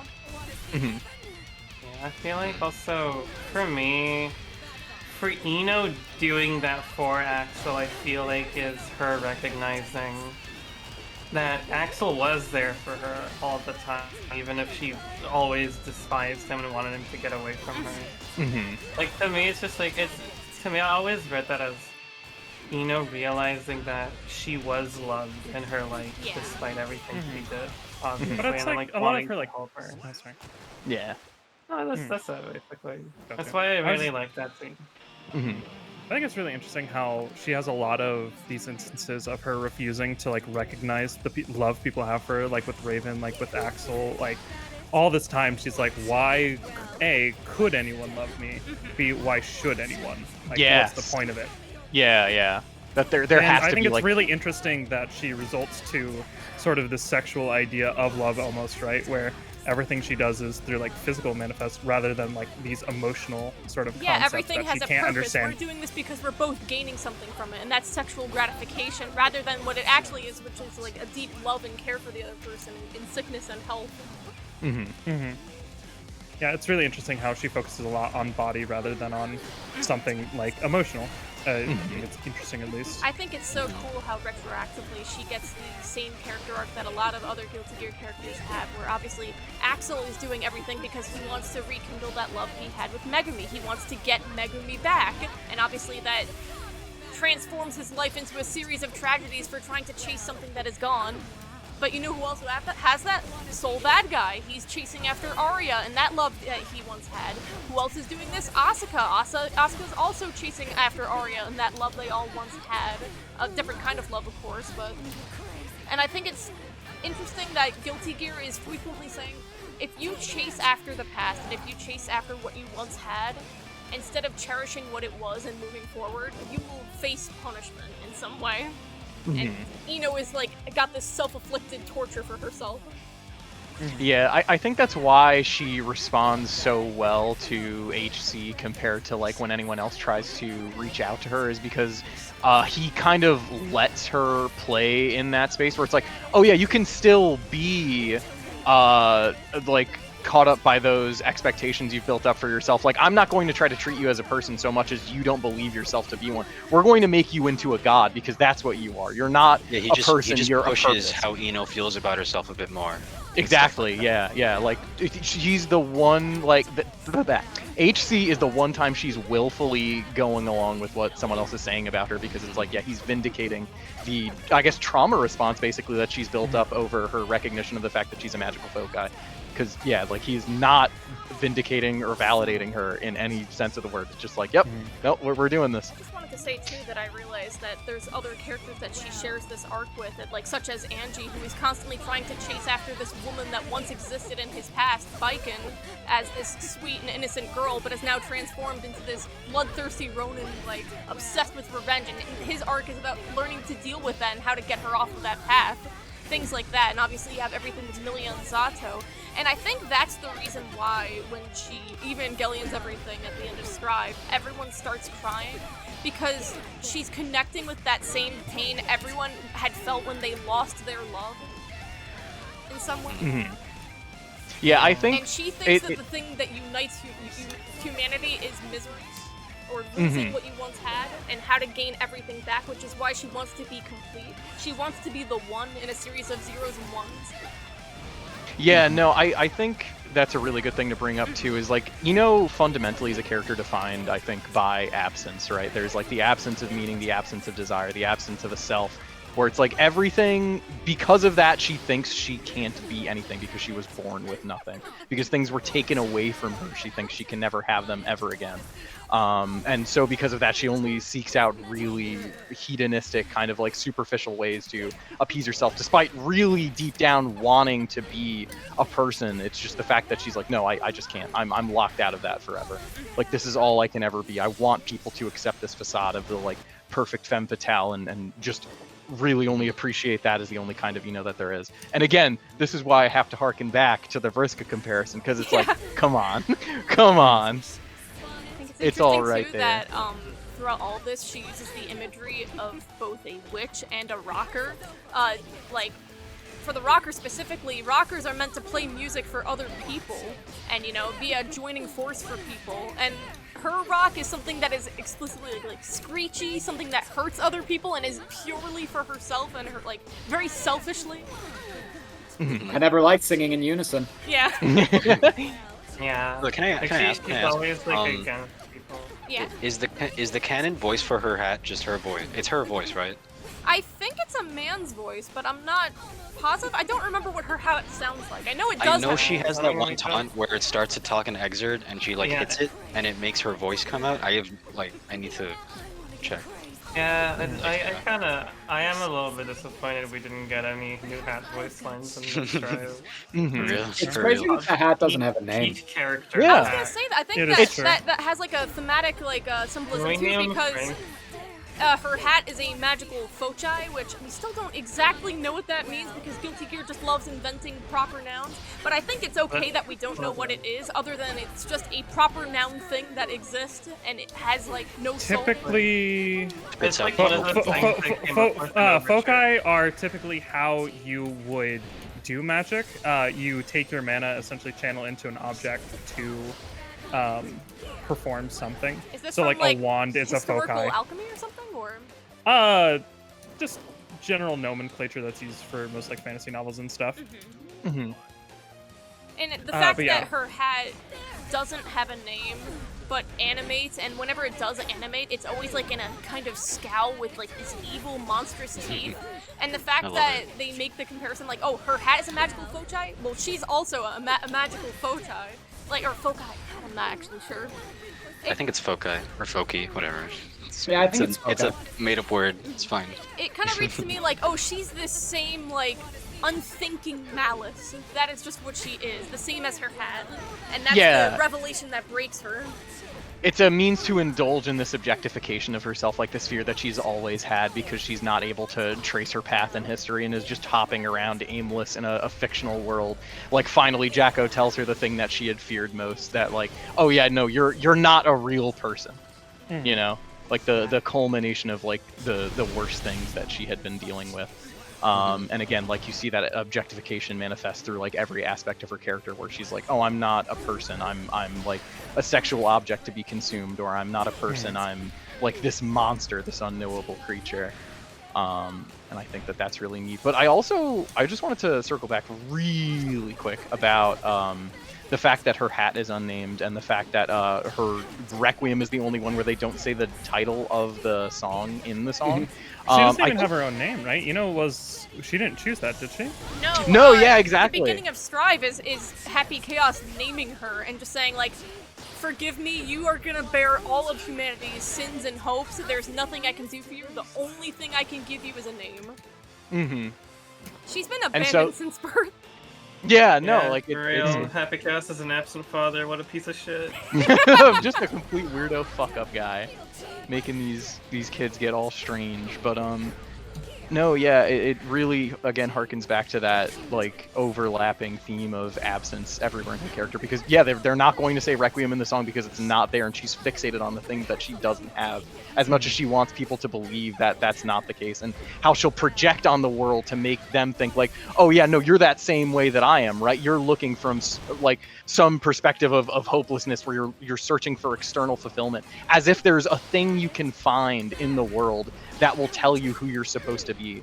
You know, she tells Axel where it's like, oh, no one's going to come along and give you your reason to live. That's something that you have to find out for yourself, your own perspective. But like, it's something that she routinely fails to live up to. She's constantly looking for that. She groups up with Asuka for that reason, because he thinks like, oh, this will be my time to be given a purpose. And then the very same thing happens with HC, where it's like, oh, like, this is another person.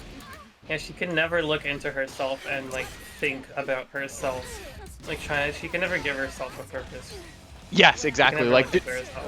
Like that's the thing that Guilty Gear is trying to convince people to do, is stop like subscribing to what the world is putting out for you and just be your own person. But because Ino is that manifestation of the world, he feels like if she turns in to look into herself, there's not going to be anything there, and that terrifies her. And I think she says the same thing in her arcade mode, where she was like, oh, well, you know, Axel told me that if I want to change the future, I have to look inside myself and find the things in me that don't change. And then she's like, I don't think I have the things in me that don't change. She thinks she's exclusively mutable. She's only something that could be subsumed by the broader societal gestalt, that there's not an Ino.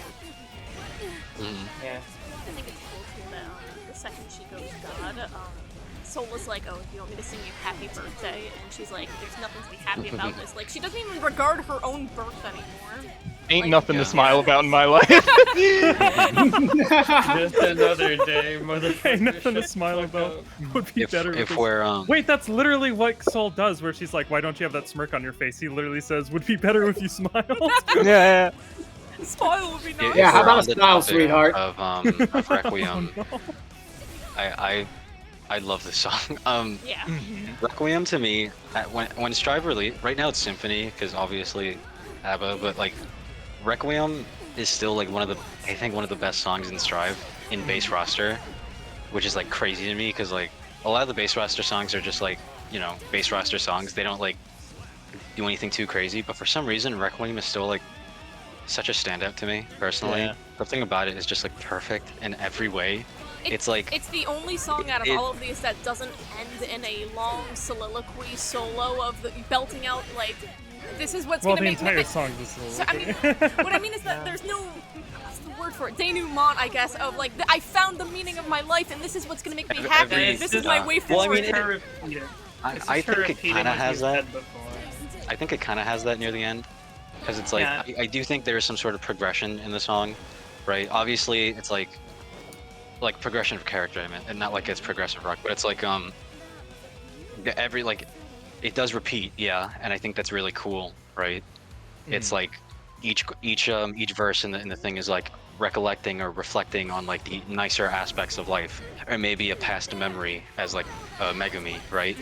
And then like all of that is like she goes into denial about it, you know what I mean? About like the happy parts of life, where it's like the time that passes tells me many lovely things, but I can't feel it. Cut it out. And it like goes into the pre-chorus, right?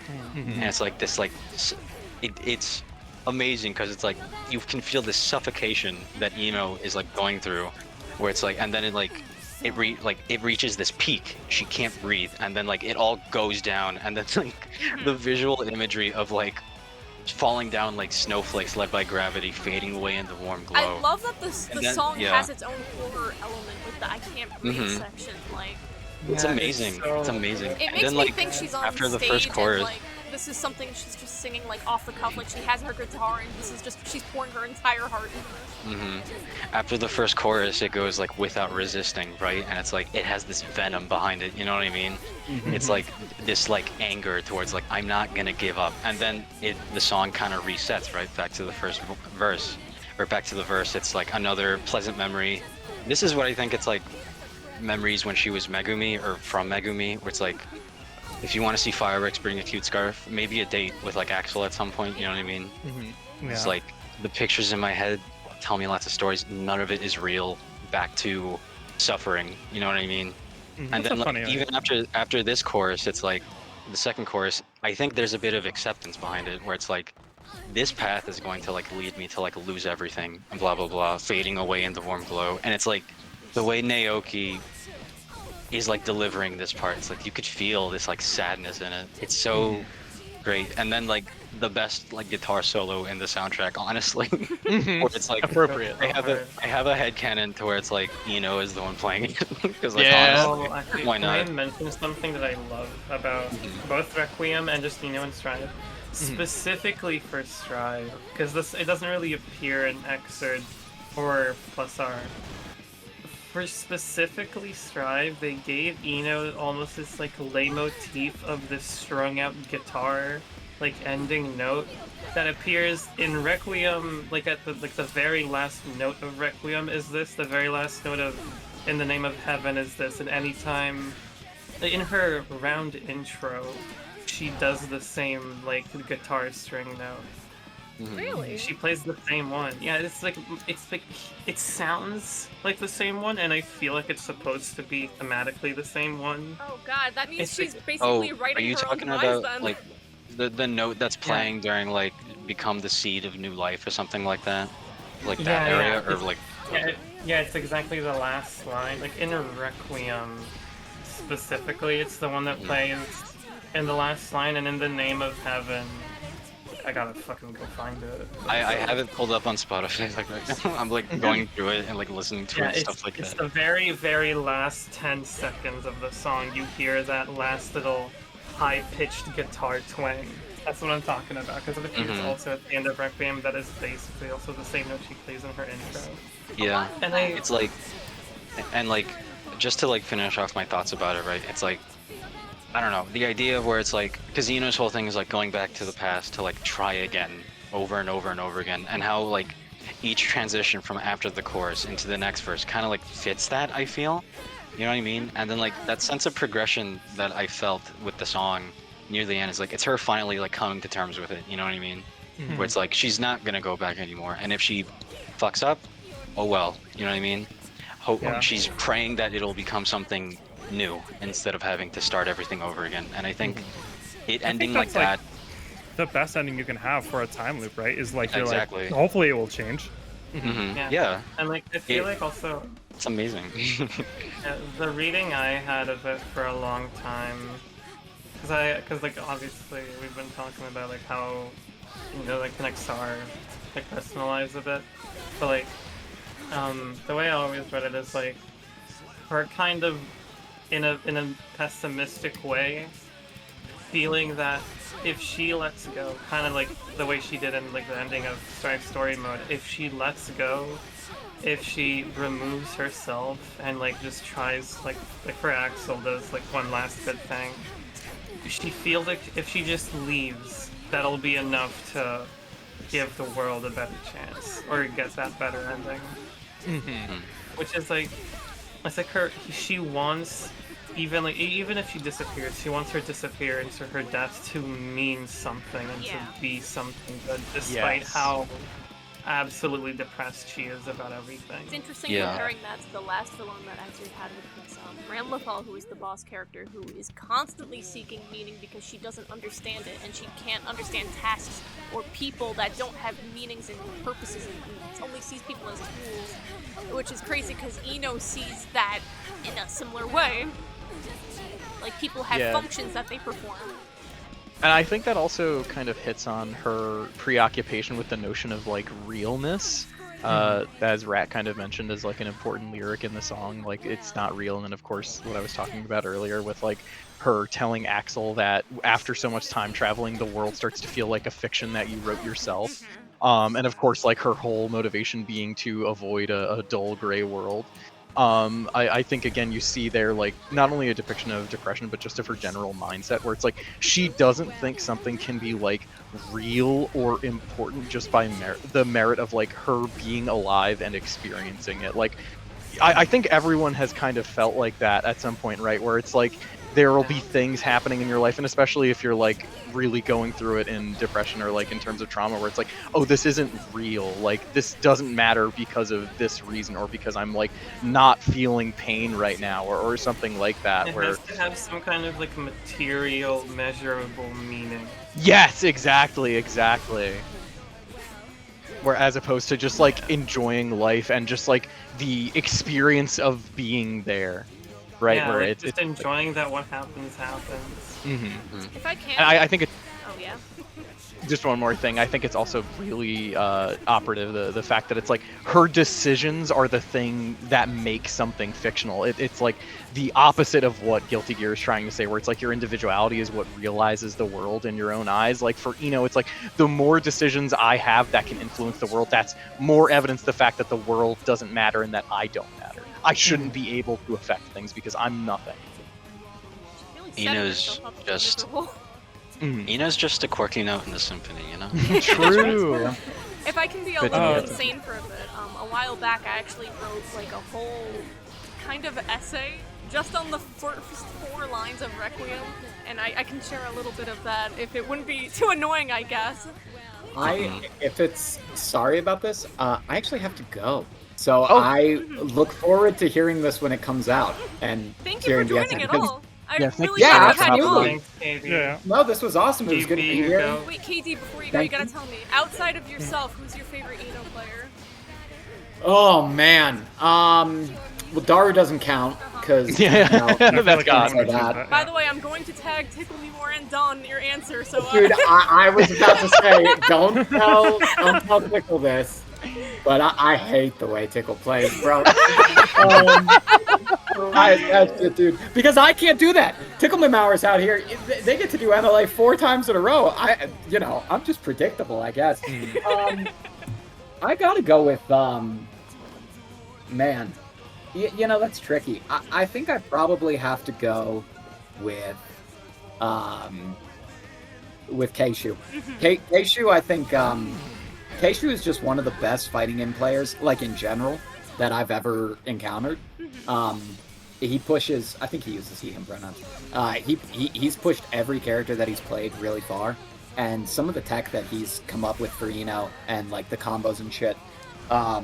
Are really impressive. And I saw him beat Danny once in a team tournament. Yay! And I didn't think that shit was gonna happen, so It's so funny that every time I've had a different pro player on here or a higher level player that plays TNS, every single one of them has been like, Danny.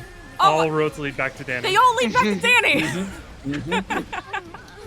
Nah, dude. Well, I mean, especially like not to be like it's different when we beat Danny, but if you can be one of the best guy players in the world with this fucking character, I understand it so much, yes. Yeah, man, that matchup kicks my ass. But yeah, it was great to be here. It was great having you. I hope y'all have fun. Yeah. Yeah. I'm sorry for playing like I do. Oh no, dude, that was so fucking funny. I would play. Dude, I did fucking K Dandy. It's late for 90% of the matchup. That was funny as hell. God, I can't believe how many whip punishes every mob cemetery. Dude, oh my god, you caught backdash once? Bro. I was so over. Yeah, that was fun. I had a great time. Thank you for having me. Thank you so much again. Bye, Katie. keep in you, KD. Bye, guys. I'll forever retweet your salt posts. Thank you so much. Hey, no more. We've got a new mentality. We've come back. No more salt posts. I was so close. I was so close to saying some real bad shit about Bridget. I held it I in. could say some nasty shit about Sin. I fucking hate the Sin MU so That much. matchup sucks ass. Yeah. All right. Later, y'all. Bye. Katie rules. I love Katie.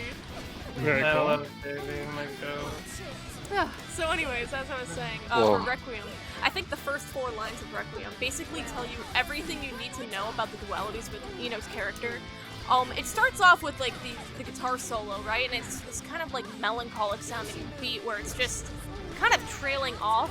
And the first line in it is, "Can you feel the night?" And when you really sit down and think about it, what is that question? Like, that's, to me, it sounds kind of like sexual, kind of inviting, like, oh, can you feel the night? Like, oh, she's sharing this moment with you. It's kind of very intimate that she's immediately starting the song by saying, like, you, and the night is something that you're sharing together. But then the line after that is, would it be warm? And that's a really interesting question to be asking if you're sharing this intimate moment in the first line, because that implies she doesn't know what the night is. What do you mean, would the night be warm? The night is something that every human has experienced together. It's something that unites us as humans. What do you mean, like, would it be warm? But if you play along with her, like, okay, that's a bit strange, but yeah, I'll play along with you, you know, sure. It could also be read like, oh, is this encounter that we're sharing together, is this going to be a warm, like, nice romantic night together? But then it goes into that harsh, like, and then it comes back to, you know, it must be bright. And that's another really interesting line. Like, what do you mean the night must be bright? The night is something that is, you know, dark, and that should, presumably that this is something we've been sharing together. She's speaking almost like an alien that doesn't understand human emotions and, like, reasoning. Mm-hmm.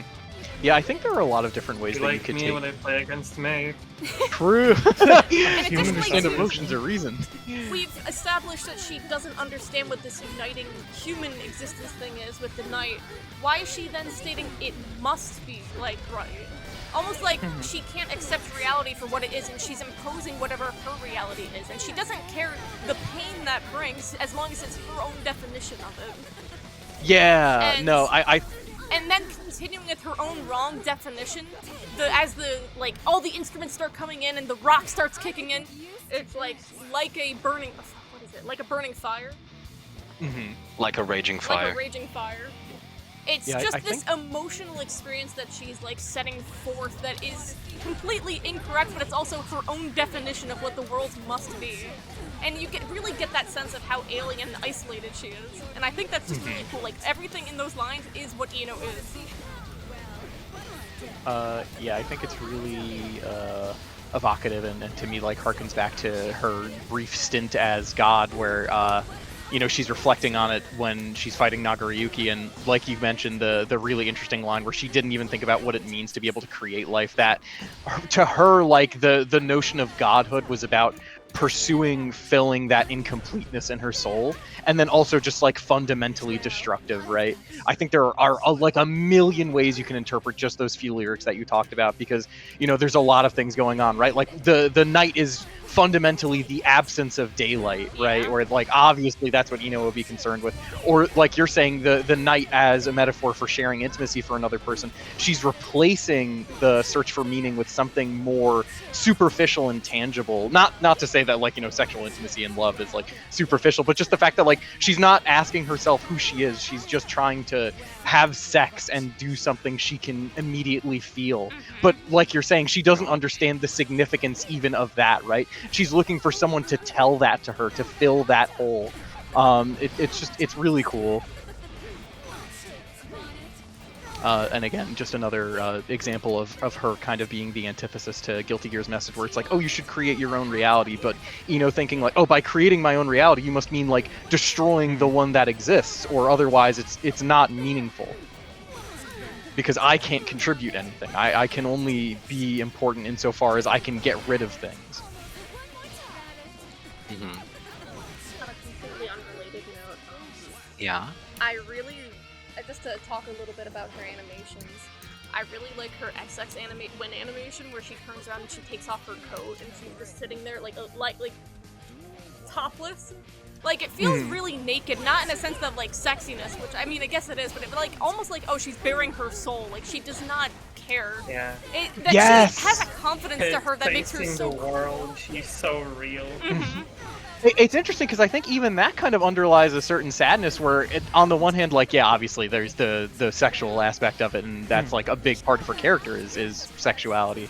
But also, it almost seems to me like she just doesn't care in a bad way. Like, the significance of doing that is not lost on her, but it doesn't matter to her. Well, right? She's like, oh, I'll expose myself because who cares? Yeah, like, cause she knows what it could mean, because like she plays on the whole theme of sexuality, but it doesn't matter to her at all. She just she sees that thing as like a tool to make other people uncomfortable. Additionally, too, showing your back to someone, especially like with backless dresses and things like that, usually in character design it's used to show vulnerability of some kind, and she's showing us her vulnerable backside. Like, almost like she's just won the round, she's just hurt another person, and she's just bearing herself too. I think that's really cool. Honestly, yeah, that goes hard. I like that. Yeah. I think, even it's so crazy how just a win pose can be so much, because it's like, is it that she feels real in that moment, so she's choosing to bare her soul to you, or is it that she doesn't believe that she exists at all, so she doesn't care if you see? Damn. This is terrifying. Additionally, too, I the like skull is approaching in 6 p.m. When the P is she's 6. wearing leather, that is so she can get hot. I love her. Shit's sweaty. How sweaty do you think gets? Sorry. No, wait. We're getting something here. Wait. The answer is, I don't know. She chooses if she wants to get sweaty for the final. Oh, also, I forgot to say this early on, but she's absolutely a trans woman, right? I mean, listen. I can feel I think she's great. I'm not going to comment on such a thing. Fine. Listen, I want to tell you, I can feel that vibe. I absolutely feel that vibe, but it's not like, it's not the same way. Like, I really like Ruby. To me, it's not the same way a character like Yang from Ruby I can see being trans. Where it's like, she's very much about finding her own self and like very much about embodying her weaknesses and taking what she feels like is a bad memory and like a negative of herself into being a positive friend and stuff. It like Ina's whole like storyline of like depression and despair. It is, you can very much like take it as being transcoded in a sense. And I agree with it, because like that's why I connect with it a lot, because like of my own like experiences in transition. It's just like, I feel that, and I also don't feel that. It's so weird. It's like this in between of like, yeah, it would be cool, but also like, even if I don't think about it like that, like in like the direct trans allegory way, she's still really fucking cool to me. So like, I don't really For me, she think about strikes it a lot of the same notes about defining herself as a woman, and especially through the trauma and pain that she's endured, in the same way that characters such as like Angela, Library of Ruina does, or like We're bringing it Beatrice full and circle. Mineko, or Vriska Homestuck. Vriska Homestuck, or Angel, Big O. True. Holy fuck. Didn't even think about that one. No, it's literally all there too. Especially the wings imagery as well. And Yeah, defining oh my yourself god, with I didn't think about roleplay. that. Yes, wait, so true. By the way, go watch Big O if you haven't already. Great anime. I feel what you mean though, dude, for sure. I'm sorry. Like the way this. it's okay, Busty. We all forgive ourselves eventually. Oh no, sorry, I was talking to Rat. I'm playing like a Maniac. yeah. That's the best way of putting it. You're playing how Ina would play Like how Ino would play True. Ino would play Soul. I play Soul like how Ino would play Soul. Yeah, sort of like that. Yeah. You Angry and pressing would have buttons. punished Stroke with Heavy Mob Cemetery. I What do you say about that? Yeah, fucking. Fucking crack Can't addict. keep What the getting fuck? away with it. She can't keep getting away with I'm in it. the air. I'm in the air. Please. Okay. Okay. Oh, I really want to talk about this also, and the fact, and I never really see people talk about it, even though it's all there in Strive. But the fact that Ino and Jacko are like direct parallels of each other in a lot of ways. They both define themselves as being what the world wants, and both have to come to terms with reconciling with a personal world to find happiness. Ino like does not succeed with this. Jacko does. They both have that dual sense of self where they both hate these younger, childlike versions of themselves. They're both like desperately trying to run back to a past version of themselves with Arya and Megumi. Like it's all there. I love it. I love my secondary Go, I'm afraid. Oh, all right. This is Thank you so much for stopping where by I'm drawing again. the line. I would like to drop some information, just for anyone who may or may not be interested. I did a census a little while ago about people's feelings for certain characters, and maybe this can inspire I don't know, a little bit of further conversation. Ino scored 21st in terms of overall popularity, with only 8 people choosing her as her first favorite character, and 3 people I'm one choosing of as the the 8. least interesting character. Only 8 Oh my people god. listed her as her first favorite. In terms of Requiem, to pull up that statistic for you real quick. Ino. Oh, sorry. In terms of music, so Requiem falls on number 7 for the most enjoyable. Hooray! And finally, 2 more. The most interesting to play against or have fun playing against, Ino ranks a solid 12th place. So, Commendable at least. middle of the road. Right in the middle. And for kissability, falls number 8 behind Giovanna, Bridget, Jacko, Soul, Testament, and Elfelt. We're top 10. We're top 10. Top 10? It's top 10! Nobody beats Testament. That's true. Elfelt and Testament had a really close race for most kissable. I imagine it was like Elfelt, Testament, and Angie like right at the top. Okay, I'm not gonna lie. I can't kiss someone who's gonna anime run away from me after the first time. You got a problem with people who would go, yeah. I will see you all later. Thank you all for having talking me. to you. Thank you Yeah, for dropping it was that. a lot of Also, fun. I'm so depressed that Ino is not more well loved. Everyone watching this, you gotta love Ino more. I So hope this true, is enough. so true. I'll see you all later. I hope you all have a good one. Bye. Thank you so much again. And then there were 2. I was gonna say, honestly, on the note of getting people to play Ino, part of the reason it was like 8 months ago now, I started on like Notepad to write the first draft of my like, this is how you play Ino guide. I've been working on it for so long, and it's basically just, at least in my scene in EMEA, I don't know if you've had more people from EMEA come on the podcast before. But like the scene, for the character distribution's kind of fucked up. You don't want to play in this region. I've seen the posts. Who is it on Twitter that's constantly posting like, "Look at my region." Latif, that's it, I think. Or it's like, "Oh, look at my region, man. This is horrible." And it's like 1 Kai and then 8 of the weirdest character choices you've seen in your life. Okay. If I remember, who top 8'd the last selfie? Let me go fucking look. It was like Temkin or But Angie, I basically, think, right? Let me go look. So, Asuka, Abba, Chaos, freaking Big Balls 88 got top 3. That's great. Sin, Milia, Johnny, Pot, Johnny. There are exactly like 3 real characters in that. That's crazy. Can I tell you, there's also... Where are all the souls?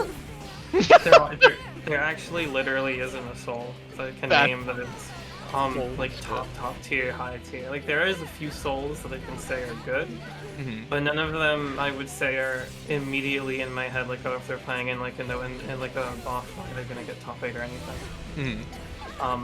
We have a really good Axel though. Basically, my point was the reason I was making that guide is because a lot of people that I talked to in the region were like, I want to play Ino, but she seems so hard, and I don't want to like spend so much time learning her. Just like, I'll fucking make a guide. I'm gonna write 20 fucking pages of how to play Ino. You better read this shit.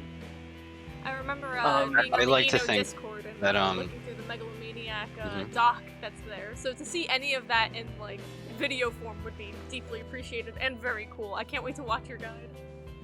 Thank you. Yeah, it's just like I've always wanted to make videos, and I feel like I like making my first video be about, even if it's on the more like practical tutorial-ish side, feels really right to me. Because I love Ino a lot because of her design and her story and like my emotional connection to her, but there's also just like a part of me that will never fucking shut up about her gameplay. Yeah.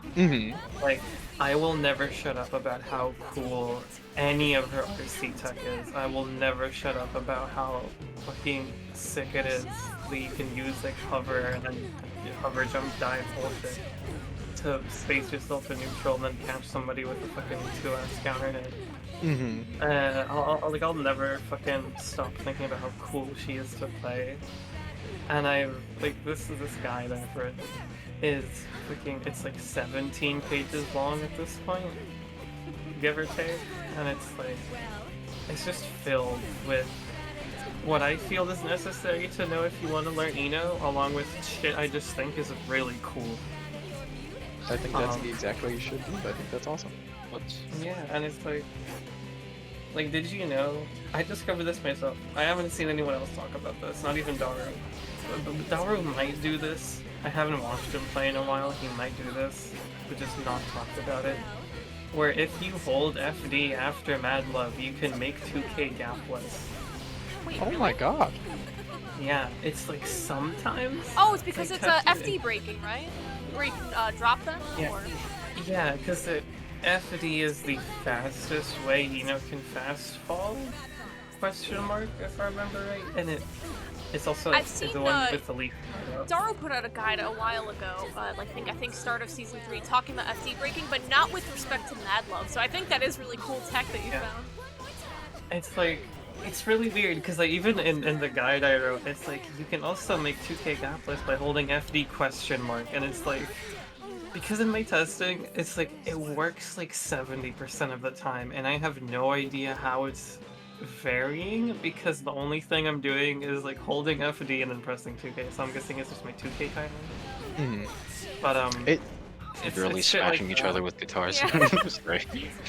Just doing hot girl shit. Bang, bang, bang. My favorite tech.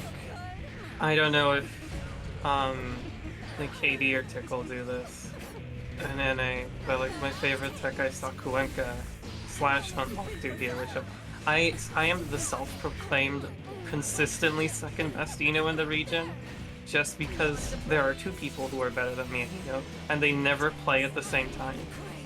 And that is Unlock, who's from Germany, and Kuenka, who's from Spain.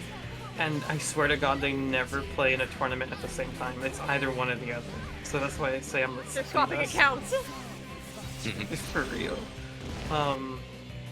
It's I like, learned that from like KD. I didn't know you could do that till now. my favorite fucking tech is when you do a safe jump.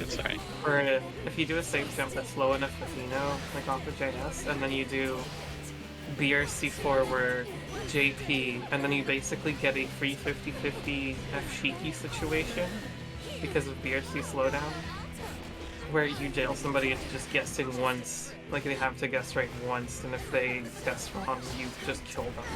And I love that shit so much. It's like the cheapest shit you can do with 50 meter, in my opinion. I think it really it speaks to how much love Daisuke puts into all these characters, and I shouldn't say just Daisuke, obviously. It's the whole Team Red. Yeah, but the fact that there are like infinite ways to play just one character is so crazy.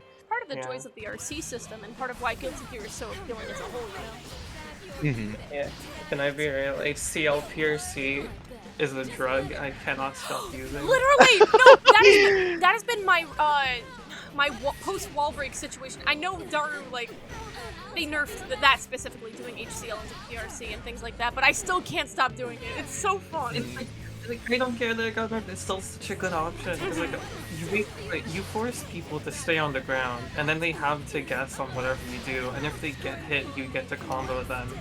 If they block it, you can react in like either Doom Note or Do Stroke or whatever. Like you have so many options off of it. It's like such a broken ass tool. It's like basically the only reason it's not as good as like fucking HCL YRC in Xrd is that you don't have an air dash to get on people for free. And that's it. Besides that, it's basically the exact same fucking mechanic, which is insane. And I love that so much about fucking Eno. I also love canceling Mad Love in the corner, like tricking people into thinking they can react with 6B in the corner to Mad Love and then doing PRCJS and hitting the board. So I need to practice getting the fast RC down because I keep trying to do it and I'm like too slow on it. No, I am too. My reaction time is horrible. Yeah, it is really annoying with Mad Love. Both its startup and like recovery frames are really weird, where they feel like they last too long. You gotta really learn the timing. And yeah, like I love Eno. Me too, and I'm really glad. I love Eno a lot.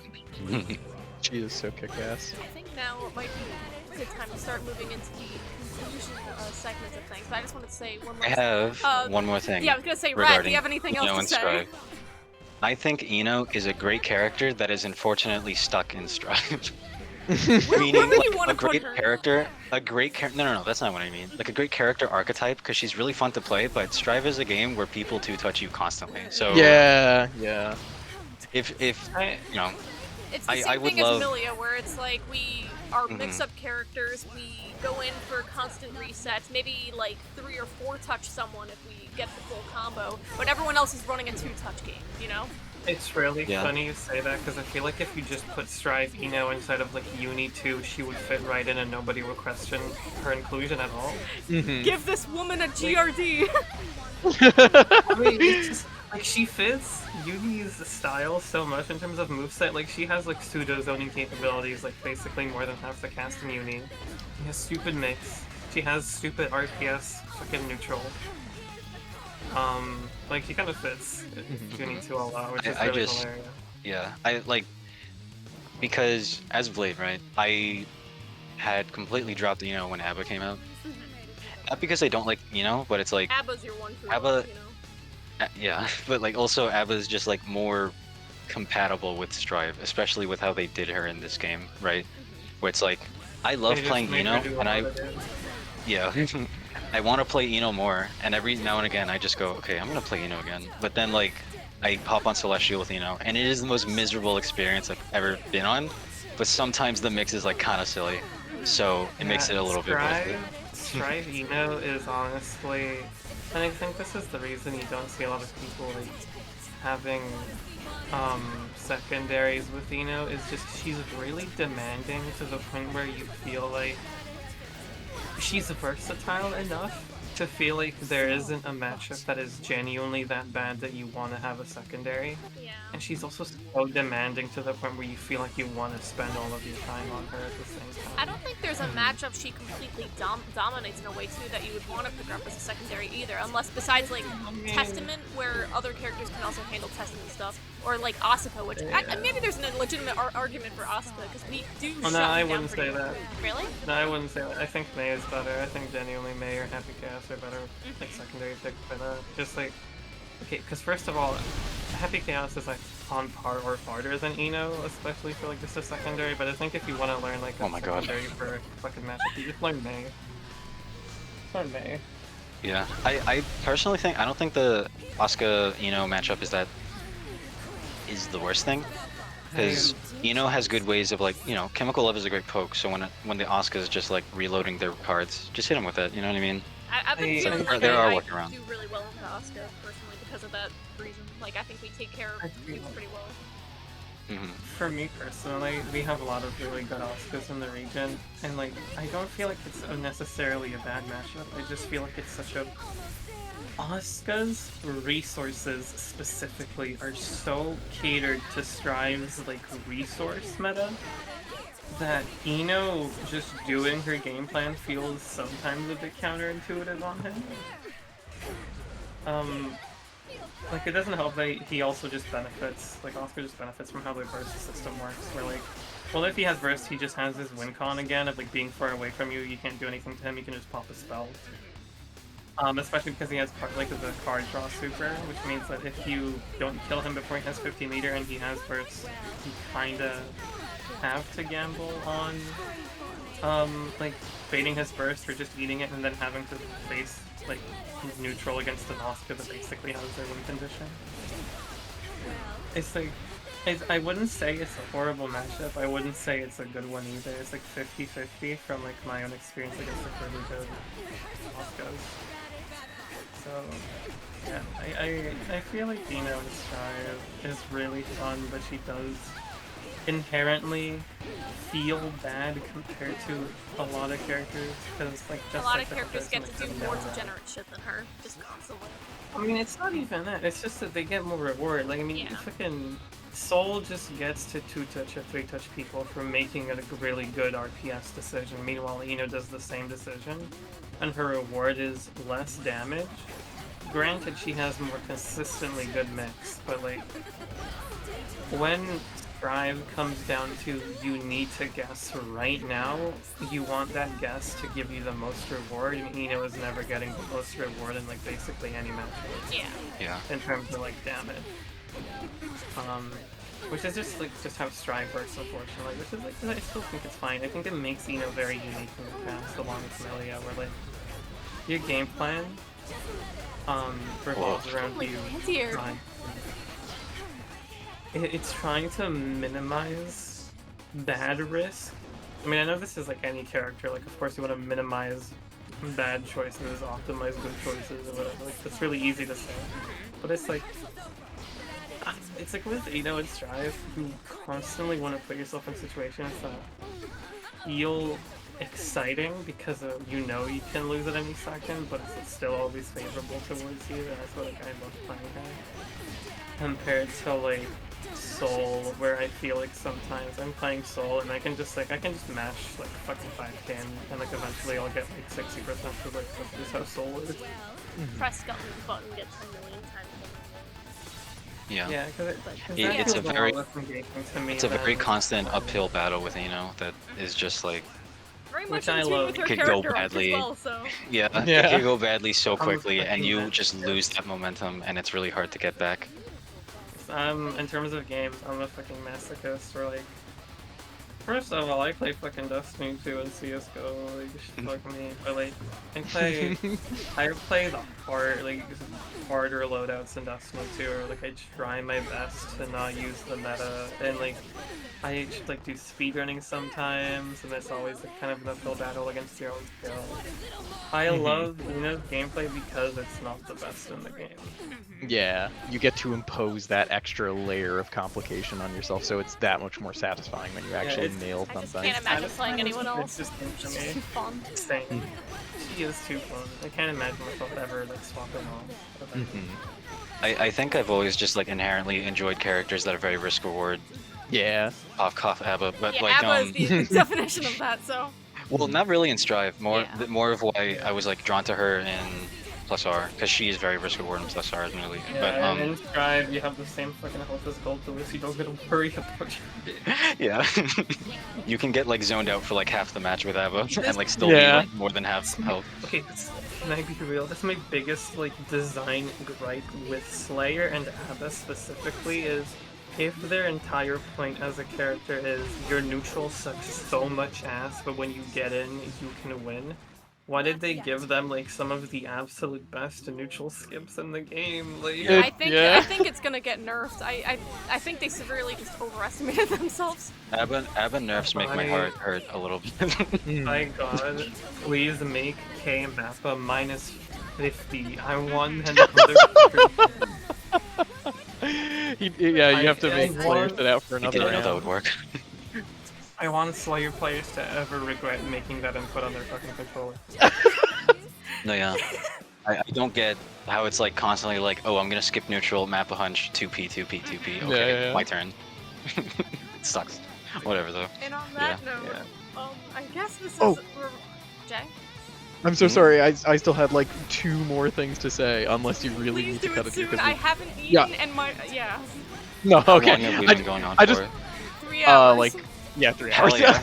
So I just really wanted to quickly say, because I know you brought up Ino's relationship with Jacko, and I know that that's really important to you because I also had thoughts on it. But just really quick, I really like how they have that shared thing of both kind of being born the wrong person, and the way that that frustration has kind of overwhelmed a lot of other aspects of that personality, and you see that manifest through the way they behave, where like both Ino and Jacko are defined by the fact that their true identities are buried under all these layers of artifice that they constructed on purpose to either make themselves more consumable and appreciable to other people, or to make it easier for them to traverse their own lives, where it's like they're reluctant to try to see if they can be their own person. And the fact that they're constantly talking about that in all their conversations, both in Exert and then in Strive with that whole interrogation scene, is like so cool to me. I feel like it's really not often, and it pains me very much to say this, that you get to see women in media treated that way, where they can have that level of depth without being portrayed as like fucked up, right? Or like bitchy, you know, like they just get to be like fully dimensional human beings who are struggling with the expectations thrust onto them. And I think that that's really fucking awesome. And yeah, no, just to like kind of wrap up all the things that I was talking about, like how Ino is both hypersexuality and evil and violence and fear and hopelessness and absence. She's like this microcosm of all of Guilty Gear's themes of accepting humanity in freedom and obligation and euphoria, where it's like the freedom of being yourself unabashedly, the obligation to be accountable for your own life and actions, and then the euphoria of being able to live as yourself and relish your experiences and friends. And then you have like Ino, who's standing directly in counter to all of those ideas, right? She doesn't see people as people, they're just things, they're ones and zeros. Her experiences don't even matter, and she doesn't think she has a self to be. And with her time traveling, she even refuses to be accountable for like her place in the world, despite being told that she is the world and the world is her, right? So like amusement, paradoxically, then is like this exhaustible and unfulfilling resource that she's always pulling on for every interaction that she has with another character, and it fails to provide a grander significance to her life, which is the actual thing that Ino's craving. But she's just always reaching out quickly for these band-aid solutions because she doesn't want to think about who she is, because she thinks she can't. And I don't know. I think that that's really, really cool, and I do hope that it is very based. I felt that for 17 years. It's I so know, right? Like it's something that I think like we've been there, right? Like it's not just yeah, right?